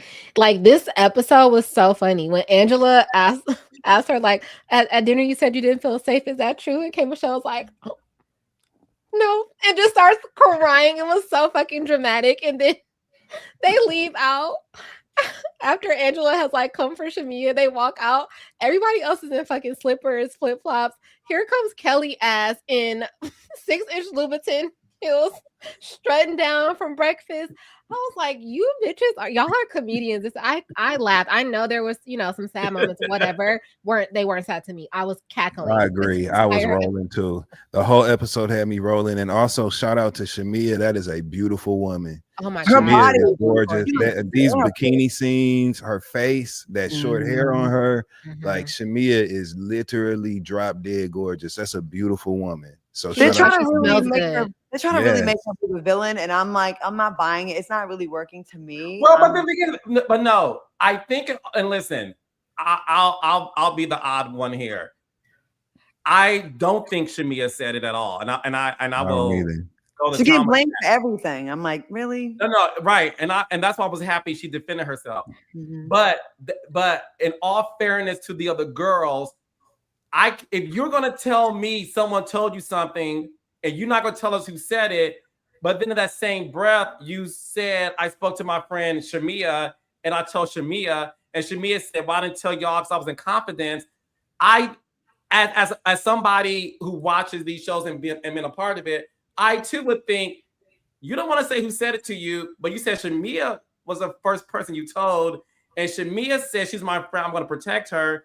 I too would be like, it's Shamia. I think 100. I thought it was a reasonable assumption, especially from Angela. Angela has a unique ability to be able to deduce, you know, a reasonable, you know, plausible gauge of what's going on in front of her. So I don't think she was unreasonable in saying that at all. And I love that Shamia cleared it up. I love that Shamia was like, you know what, fuck all that. I'm about to go over to that house and call a house meeting right now and clear my name. And I love that she made K Michelle at least do that, right? She was like, K, you got to clear my name.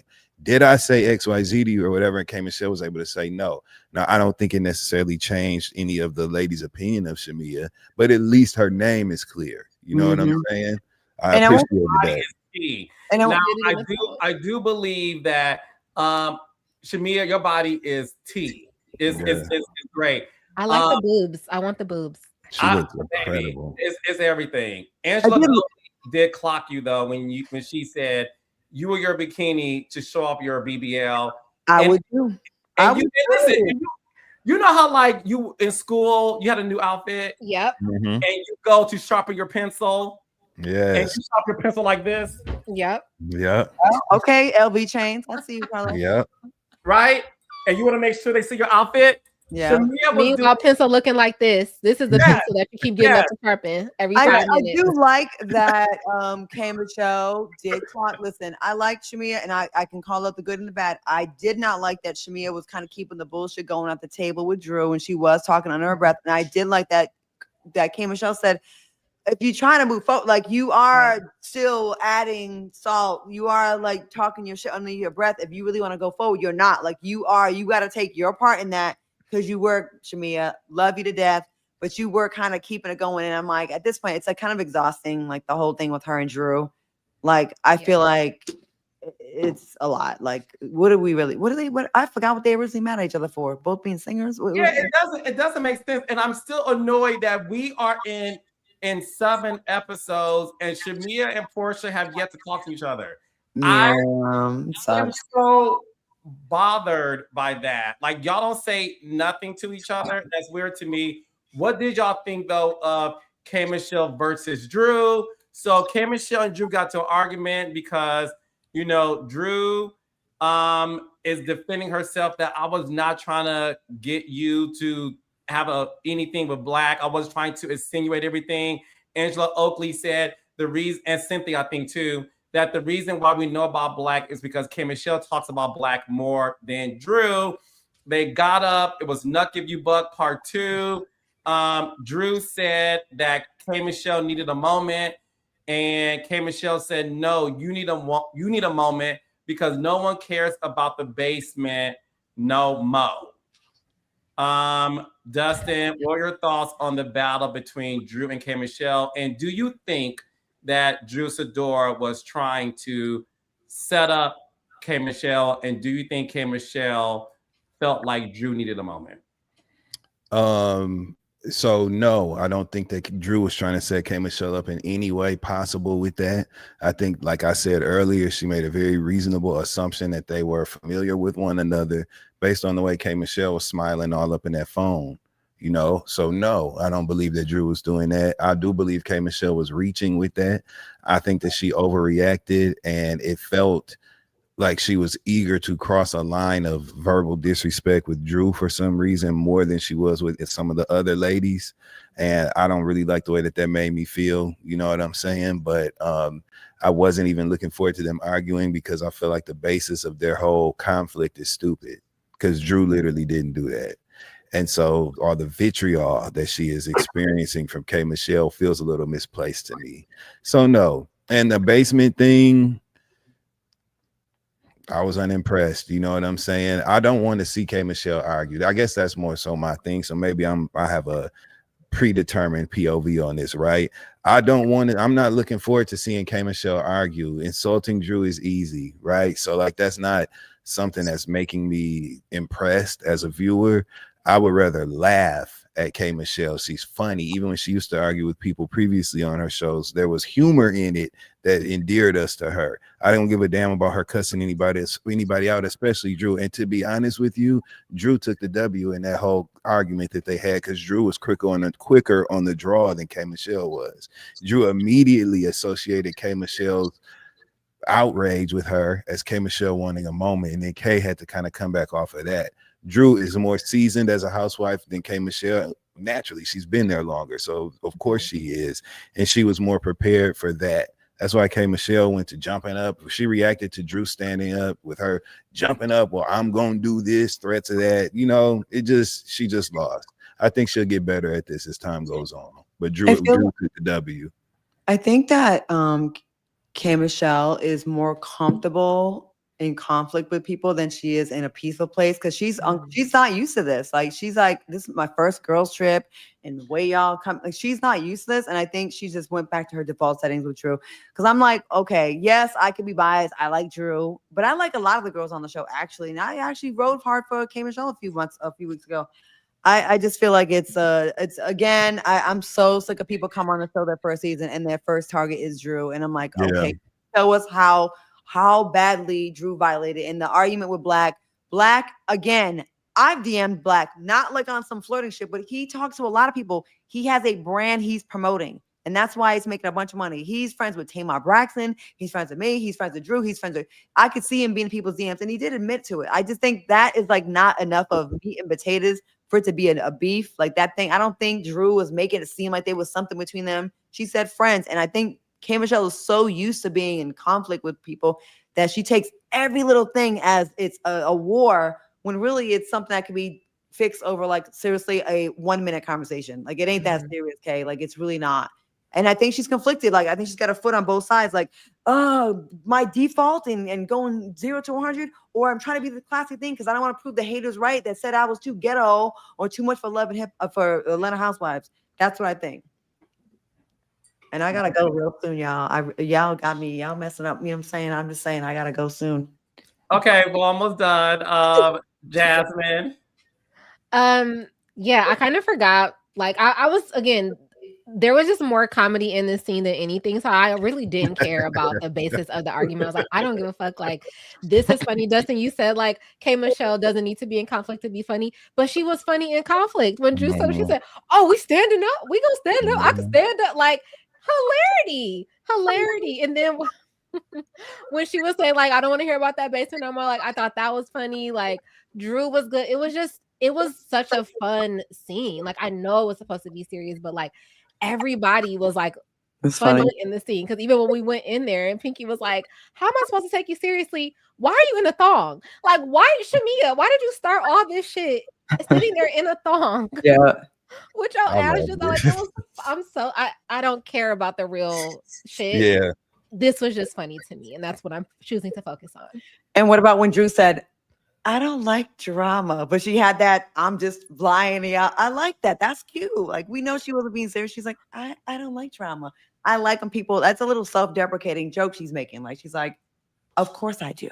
It was good. And when Cynthia was like sitting there and listening to them argue, and they put the overlay of the beach over Cynthia, I was like, that was cute, y'all. Because Cynthia really don't give a fuck for real. Yeah. Like that's why it's so funny. Yeah, that was cute. What did y'all think about Shamia and Angela getting into it? Because, you know, Shamia feels the need to defend herself, and she felt like Angela was being a shit starter.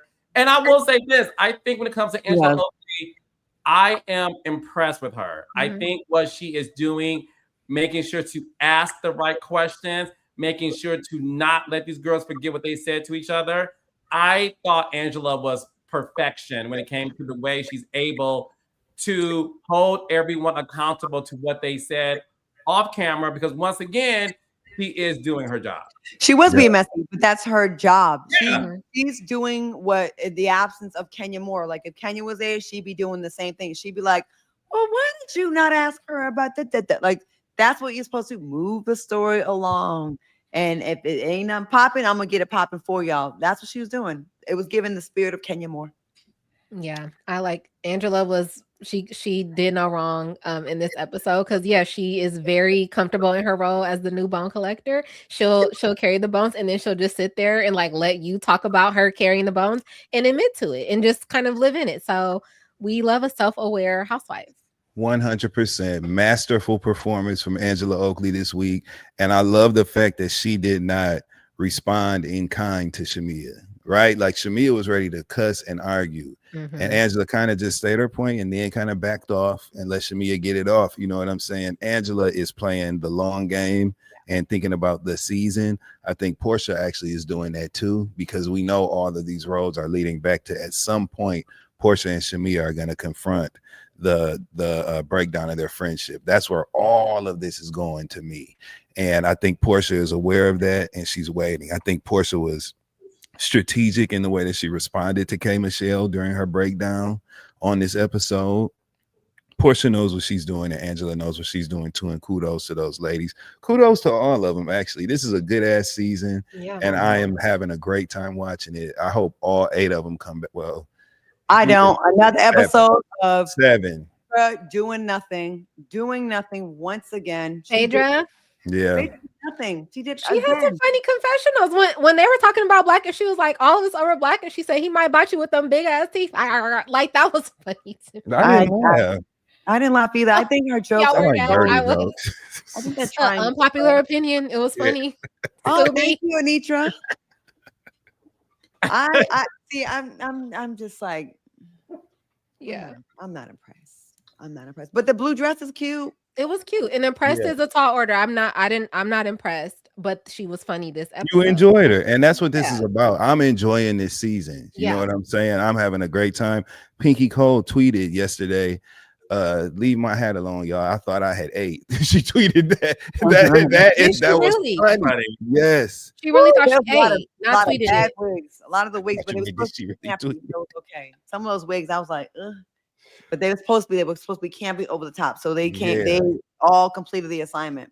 But I But that love it. hat was not I'm dynasty. enjoying it as a viewer. I'm enjoying this season, and I feel like it's only going to get better. And to me, this whole Dallas trip set up the second half of the season. Like now we have something to talk about, and now we have things that are going to move and really drive the rest of the season forward. So I'm looking forward to the mid-season trailer. I can't wait to watch it. And based on what we saw on Twitter, which I'm sure Carlos is about to queue up, that reunion is about you to know be me so vicious. well. Yeah. Yes. So before I let you go, Claudia, on your date, I'm so late right now. no, do you That's have to good, leave? though. We gonna do? Yeah, go ahead. Okay, I'll be quick. But you can leave anytime. Okay. Hi, Ryan. You can leave anytime. Okay. So, in case my computer freezes, this is why. So K Michelle and Porsha had a Twitter battle last night that erupted on social media. K Michelle was tweeting her comments throughout the show, but she did at Porsha, and she said, Porsha, no, I'm sorry, let me get the first tweet because there are so many. So K Michelle's watching the show, and she goes, keep watching, y'all know my character. Don't sit in my face and play like you don't know what I'm talking about. You want a reaction you can't have. Say it to my face or be a quiet coward. I'm definitely crying when I'm mad, at risk of returning to my old self. I don't care how crazy it looks. All that behind the scenes producing these ladies did, I knew about all of it. I sat there and watched it quietly. I'm not new to this. Porsha reposted it when K Michelle said, don't sit in my face and play like you don't know what I'm talking about. Porsha goes, who is a coward? I will define a coward as a person tweeting from the same house, 2 doors down from me. Next time, let's do our job and bring it to my front door in real time. That's how it's done on RHOA. K Michelle responds, no different than you being 2 doors down from me, fucking on my ex. Sitting in my face like you're a girl's while telling my business, damn bimbo. Porsha ended the thread by saying, ooh, Twitter finger shaking the table, activated. What are your thoughts on the people online are saying that, and I want to get your thoughts on it, and I'm sure you saw it. People are saying that K Michelle is more confrontational on Twitter than she is on the show where she's getting paid to be a reality star. Surprisingly, I agree with that, and I'm surprised that is what has happened, because K Michelle's quick wit, right, and her ability to kind of think quickly on her feet is what made her entertaining to watch in arguments on her old show when she used to argue with people all the time. So I'm not sure why she needs the cushion of time to think about her response, and is more willing to be expressive on Twitter than she is in real time. But you got to at least be consistent with what you're saying. Number one, you talking about her fucking on your ex and being in your face. Well, you were in her face too if you felt like she was fucking on your ex, smiling at her face. So boom, pop that balloon. Then she's talking about I'm not new to this, I know what's going on. But every 5 minutes you're in a shell and backed up in a corner somewhere in timeout, personal self-inflicted timeout, because you feel like it's so different and you don't know the environment anymore, and the way that they react to others is different. But now you're saying you know this so well, you already know this. So is it Uchi Wally or one mic? You know what I'm saying? I didn't appreciate that. And then Porsha won the argument on Twitter. She won. And I'm just going to go ahead and lean into it. I'm ready to see them go for it at the reunion. I cannot wait. I think that Porsha and K Michelle, if we're going to get down to beef and the arguments and shit, it's going to be way more entertaining to watch Porsha versus K Michelle live on the reunion stage than K Michelle versus anybody, especially Drew.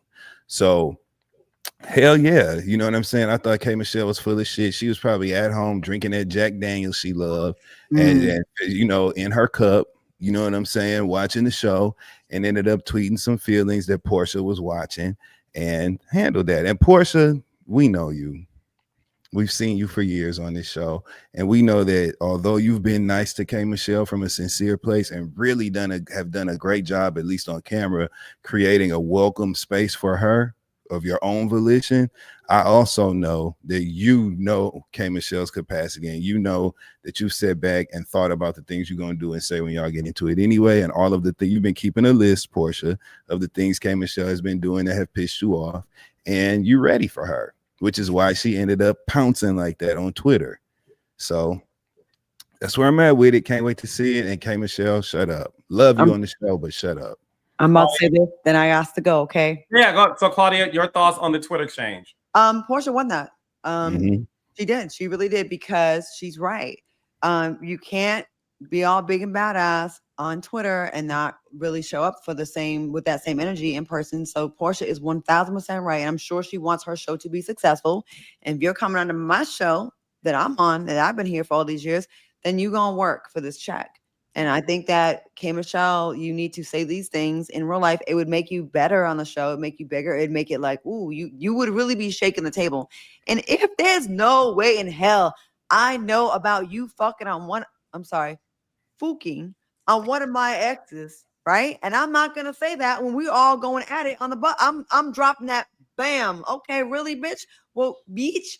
Well, you know what? With that being said, I heard you with don't save it for Twitter, because Twitter doesn't pay you, but truly entertainment does pay you. And you're doing the fans a disservice by being Twitter fingers. Don't do Twitter fingers. That's why the reality stars that are stars, because they say it to the face and they don't hold back in the moment. And don't coulda, shoulda, woulda, later. We don't want to hear that later. Say it there. Because it's whack to do it later on. And, you know, that's like someone confronts you in public and you cower down. And then later on, you be like, man, I was about to. You wasn't about to do nothing. So, yeah, Porsha won that. She's 1000% right. Got to give it to her. And when you write, you write. You know what I'm saying? And that's it. Kay, we know you have it in you. Are you only big and bad with people when you sneaking them with flowers and throwing candles? Or can you fight verbally as harsh as you fought with your hands on Love and Hip Hop? There's your challenge. And I will see y'all next week. Have fun. Enjoy your night. Hey, be safe, friend. Have fun. I will always be safe. Don't do anything we wouldn't do. Make sure you have protection in your purse. I'm not doing it. We just gonna. No, I meant mace or. Yeah, I have a stun gun and I have mace in my car. Okay. Bye. Love you. Love you. And then there was 3. Jasmine, your thoughts?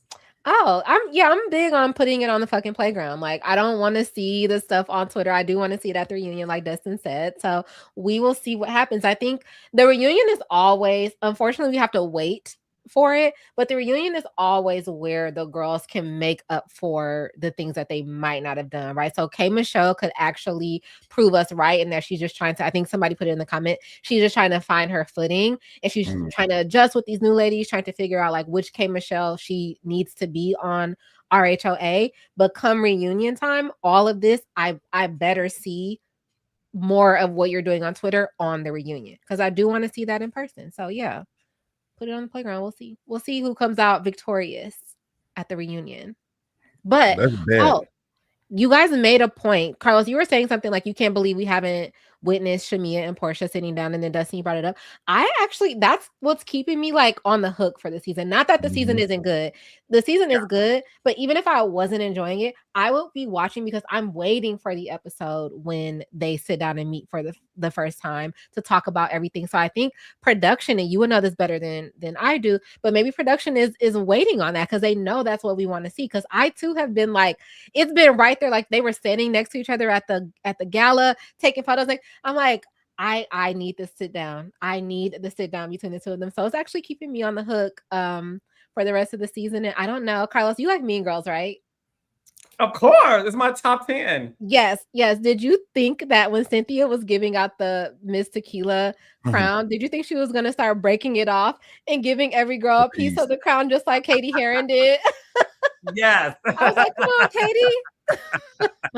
I just also want to add that the sit down better include their mamas some kind of way, because a lot of that conflict is with the mothers. So if they're not a part of whatever scene we get, let's take it back to old school Real Housewives of Atlanta and bring the mothers to the reunion. And let's have a real sit down with Porsha, Shamia, Portia's beautiful mother and Shamia's beautiful mother. Let them all sit down and really talk through what's really going on. That's what we want to see. I agree.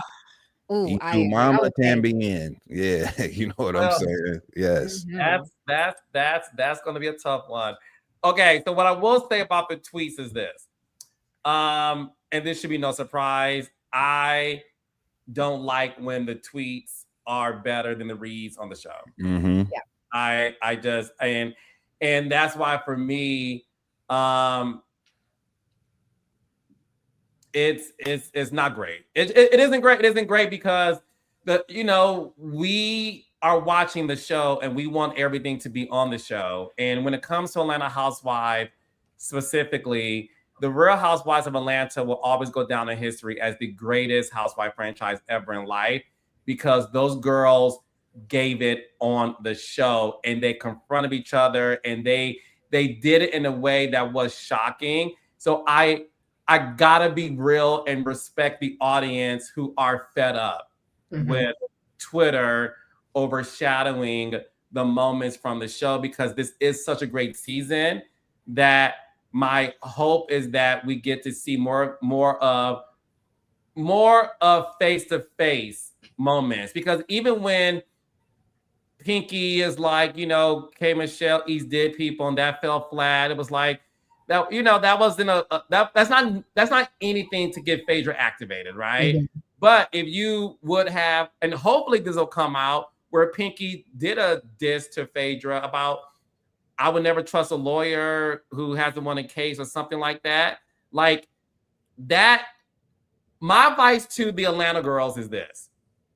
This show was built on the backs of Nene Leakes, Sheree, and Kim. Not Deshaun. Deshaun, Lisa Boo, how's it going? Hey, Lisa Boo. Okay. Also, shout out Dwight. Shout out Miss Lawrence. Yeah, shout out Derek J. You know what I'm saying? Yeah. Like, let's be clear. These girls, they just did that. And I will say this, and no one's talking about this, but I'll talk about it as we have almost 9,000 people here. What I will say is this. Kudos to Kelly. No, Kelly was able to at least confront Porsha. And I know Porsha. Porsha respected that Kelly stood on her own business. Yeah. And even when Porsha tried to say, hey, let's make amends, Kelly said, I ain't ready for that, girl. And Porsha said, I respect it. Because Porsha feels like we're all getting a nice check for this. Let's make this show great. And Porsha, being a vet and the anchor of the show, she respects that Kelly stood up, and Kelly did a great evisceration, and they both held their own with it. And that's what we want to see.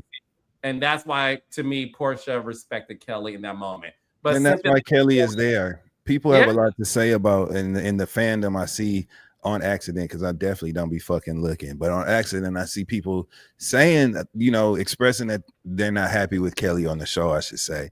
And I feel like Kelly has been instrumental to a lot of this story progressing on the show, and that's literally her job. So I'm enjoying Kelly. I'm enjoying the season. I am. I was gonna say, yeah, this is a good cast. Like week after week, I see people saying they need to get rid of Kelly and Shamia, and I'm like, why? Get rid of them in favor of who, and switch them out with who, right? Like you don't have a valid answer outside of like bringing other people back. Where I feel like they're getting into a groove right now, and I think we gotta let this shit like marinate. We need to let it simmer. Like yes, there's a lot to be said about Kay, but what I appreciate about Kay, you don't know what you're gonna get from her week after week. Because I remember vividly, I think it was right here, we were asking if K Michelle was the star. Was she the anchor of the show? Actually, no, Dustin, you were not saying that. Claudia said it. Okay, yeah, you definitely told us to kick rocks, Dustin, that we were inaccurate.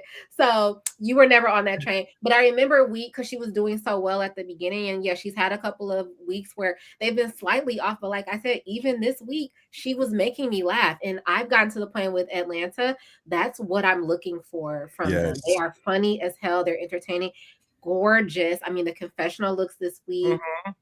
So I mean, you know, the best looking Housewives cast. I'm gonna just say it, right? The prettiest Housewives cast, even when they were all sitting there with no makeup, still beautiful. So there's just specific things that you get from Atlanta that you're not gonna get from anywhere else. And I think like that's why we need to probably let this cast marinate. Yes, I agree. I agree. But I thought this trip was everything, and we will see what happens next week. So before I let all of you guys go, I will read the remaining super chat. We have a little left tonight, so I'll get started. Did somebody tell me to breathe? I am breathing. I wasn't able to read the rest of it, but I just feel long-winded sometimes. We love her breathing. Yes. Carlos and Needy need to come to Philly. All right, stay tuned. Hey, Claudia, Carlos, and Dustin, Jasmine. Carlos, would you ever consider doing an appearance or show in Seattle? We love y'all over here. Thank you. I will look into that. Seattle. Yes. Carlos, Todd D. Victoria. Carlos, I've been rocking with you since Hollywood Divas. Thank you, baby. Can you please bring your tour or live show to Kansas City or St. Louis? I want to meet you and get a selfie. Love you, Raindrop Natasha. Thank you, Natasha. Yes, I will look into that. Boo boo. Carlos, this is the Midwest. So I do not diss the Midwest. I'm announcing more. Don't do it. Sleep on the Midwest. That's my not nature boy, but that's my nature. Don't get me started on that. Ooh, don't get me started. We might. Yeah, actually, yes. Okay, baby. Yeah, ain't no way in hell. The minute that motherfucker would have told me to shit in the backyard.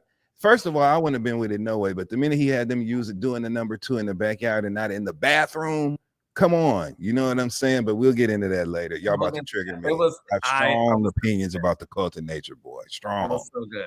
Yeah.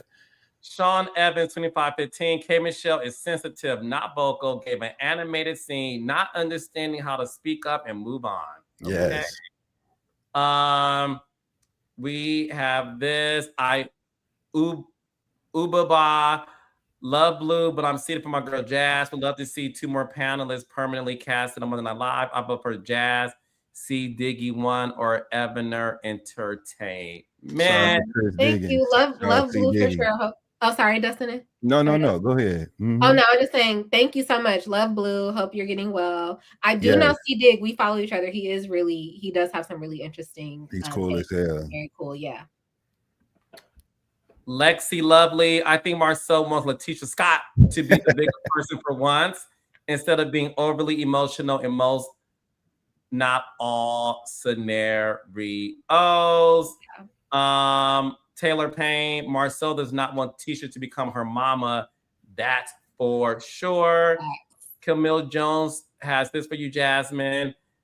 Congrats. I recently got married as well. Please be mindful of voter ID laws in your jurisdiction. They don't want us to vote. Thanks, girl. Appreciate it. Kev, the creator. Hey, Kev. Love y'all. Is it production or the streets in Kay's ear? I vote for the streets. Me too. It's always the streets. Yes. Throw production under the bus. They do it anyway, even when it's not true. All right. So, south in your mouth. When Angela put her head down as soon as Kay started crying, I was rolling on the floor I laughing. was too. Kay, what are you scared of? Why are you crying? Call it out or just eat. Yes. Angela did that in season 16 too, when Britt, Edie, and Kenya were arguing at her dinner at the bank when they had on all black and Kenya had on the teal Versace. When Yes.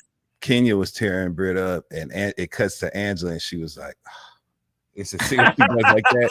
And when Kay Michelle started crying at the table, Angela gonna say, the way she did, it was so funny.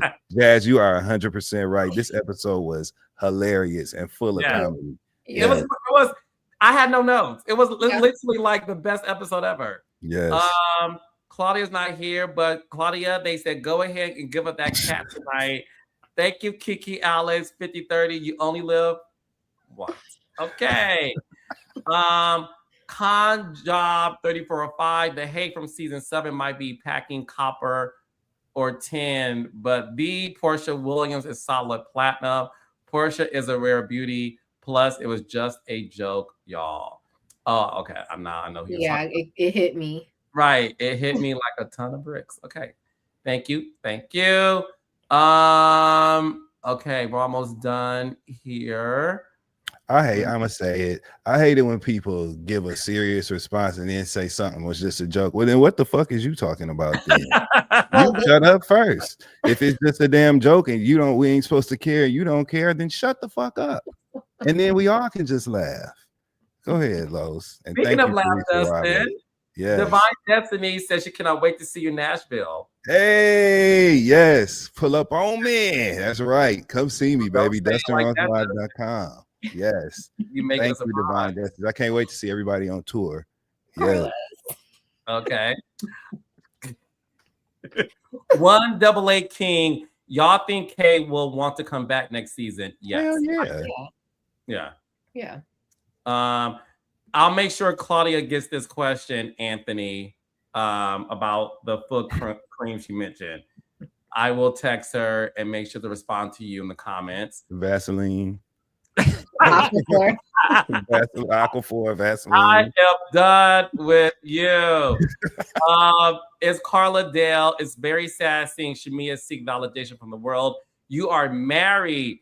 Please put some clothes on. I will say this. I will say this. I did think of Gerald for a second. Like how would he feel watching his wife parade, not around the women, but on television, which with her ass out. I did think of Gerald. Just by a pool. You know what I mean? But they were sitting in the cabana having Dustin. Huh? They were in the cabana with no water around them. That was at the main. They had walked over to the main house, but remember, Kelly and Shamil were staying in the pool house. So they was all. Think about it. During the dinner scene, they was sitting where down by the pool. They was at the pool the whole time they was in the house. And furthermore, she looked good. She looked amazing. So it don't even matter what her W's was, why, when, where, none of that. She looked the fuck good, and I think Gerald would have been turned on by seeing her walk around in that. It was given, you know those urban magazines that they used to have when the girls used to be posted on those like old school Chevys. Yeah, King magazine. Shout out to Daytona Thomas. Like, yeah, that's what every time they would show her in that booty, I'm like, oh, this is an urban magazine's wet dream right here. Yes. No, it was definitely something. What was the other one? It was King and something else, Jazz. It was like Ride. It was one specifically about cars, right? Yes, but what I can't think. I'll have to look it up later. But yes, that's the one I know about. Chris Anderson.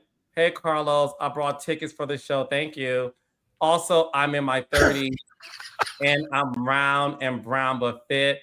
I'm also a bottom and make close to 100,000 a year.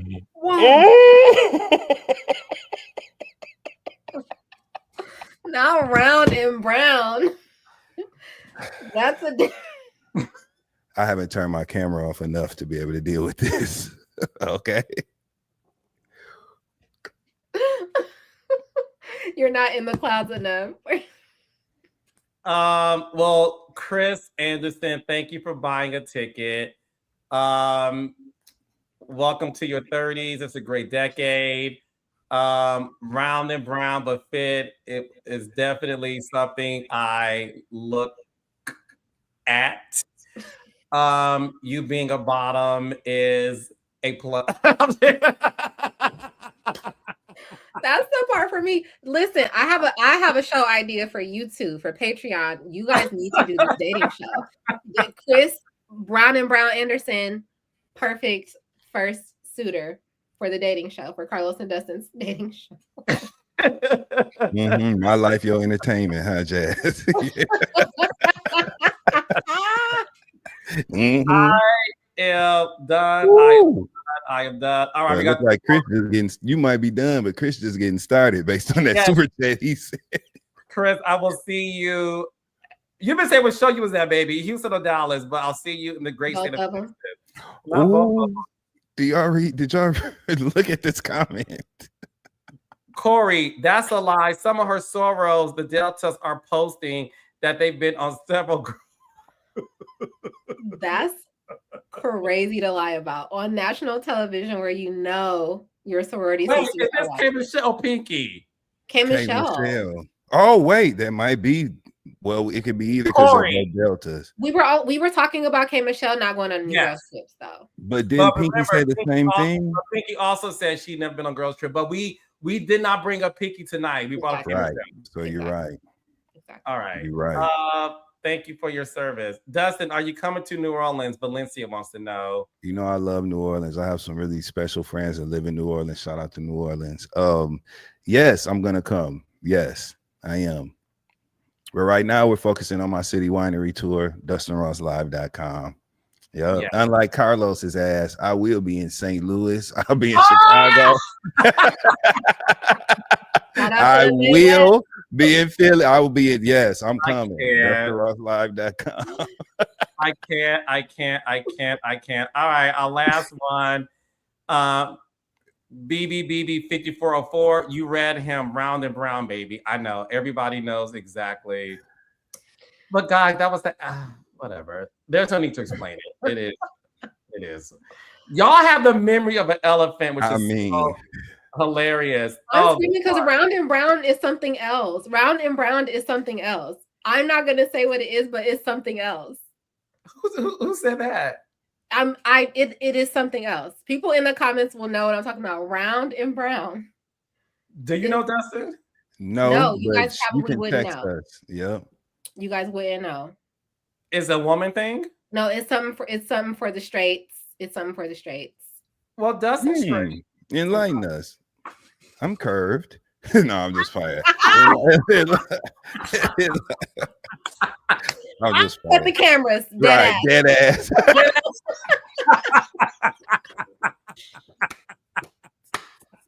Shout out to Tokyo Tony and Black China, okay?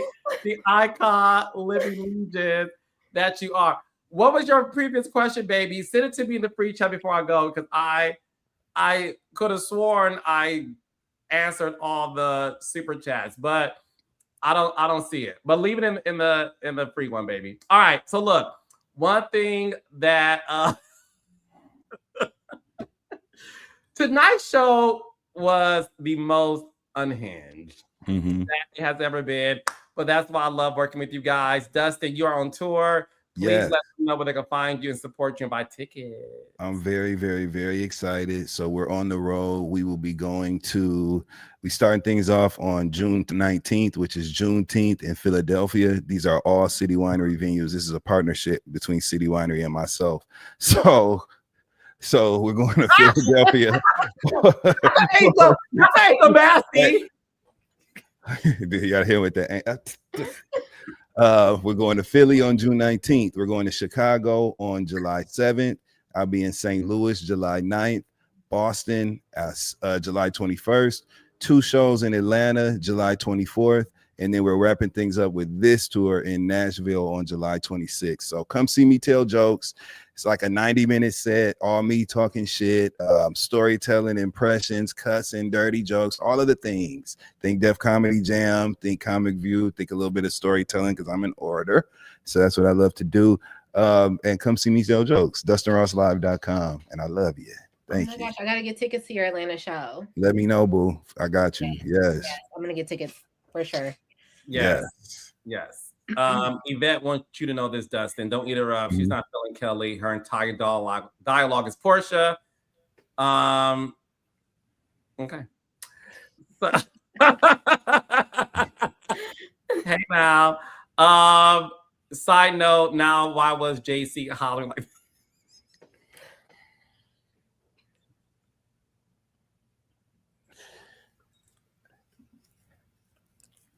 Did I miss it? Shout out JC Jones. That's Cynthia's. He was working with Cynthia on that event in Dallas. Yeah. So he was crying. Shout out to Cynthia. That's not me. Shout out to JC Jones and Cynthia. That event space looked beautiful outside. The original event looked beautiful, and inside that was a smooth pivot. You know, I thought Cynthia did a great job with this trip. Shout out to Cynthia. Dust, there's a lot of people in these chats who want to know your curve, your size, the estimate. They want a rough estimate, Dustin, for $2. Well, you know, ain't nothing rough about me except my aggression when I've defended myself. So I don't like nothing rough. I like my feet smooth, you know what I'm saying? Like my hands smooth, so I could, you know, I don't like no rough skin and shit on me. So I can't give you no rough estimate. Sorry. Okay.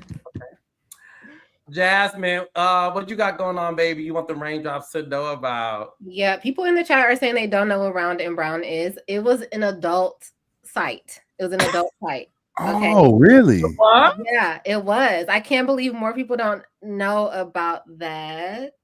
It's for the straights, you said, though, right? It was for the straights, yeah. That's what I'm saying. We were on Adam for Adam back in the day, baby. I've never heard of that, and I thought I knew everything nasty. You never heard of Adam for Adam? It's the first gay hookup.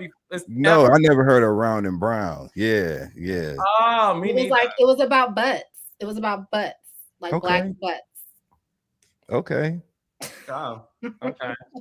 Anyway, I'm not on tour, so you guys are not going to be seeing me in the city near you. I get married. Right.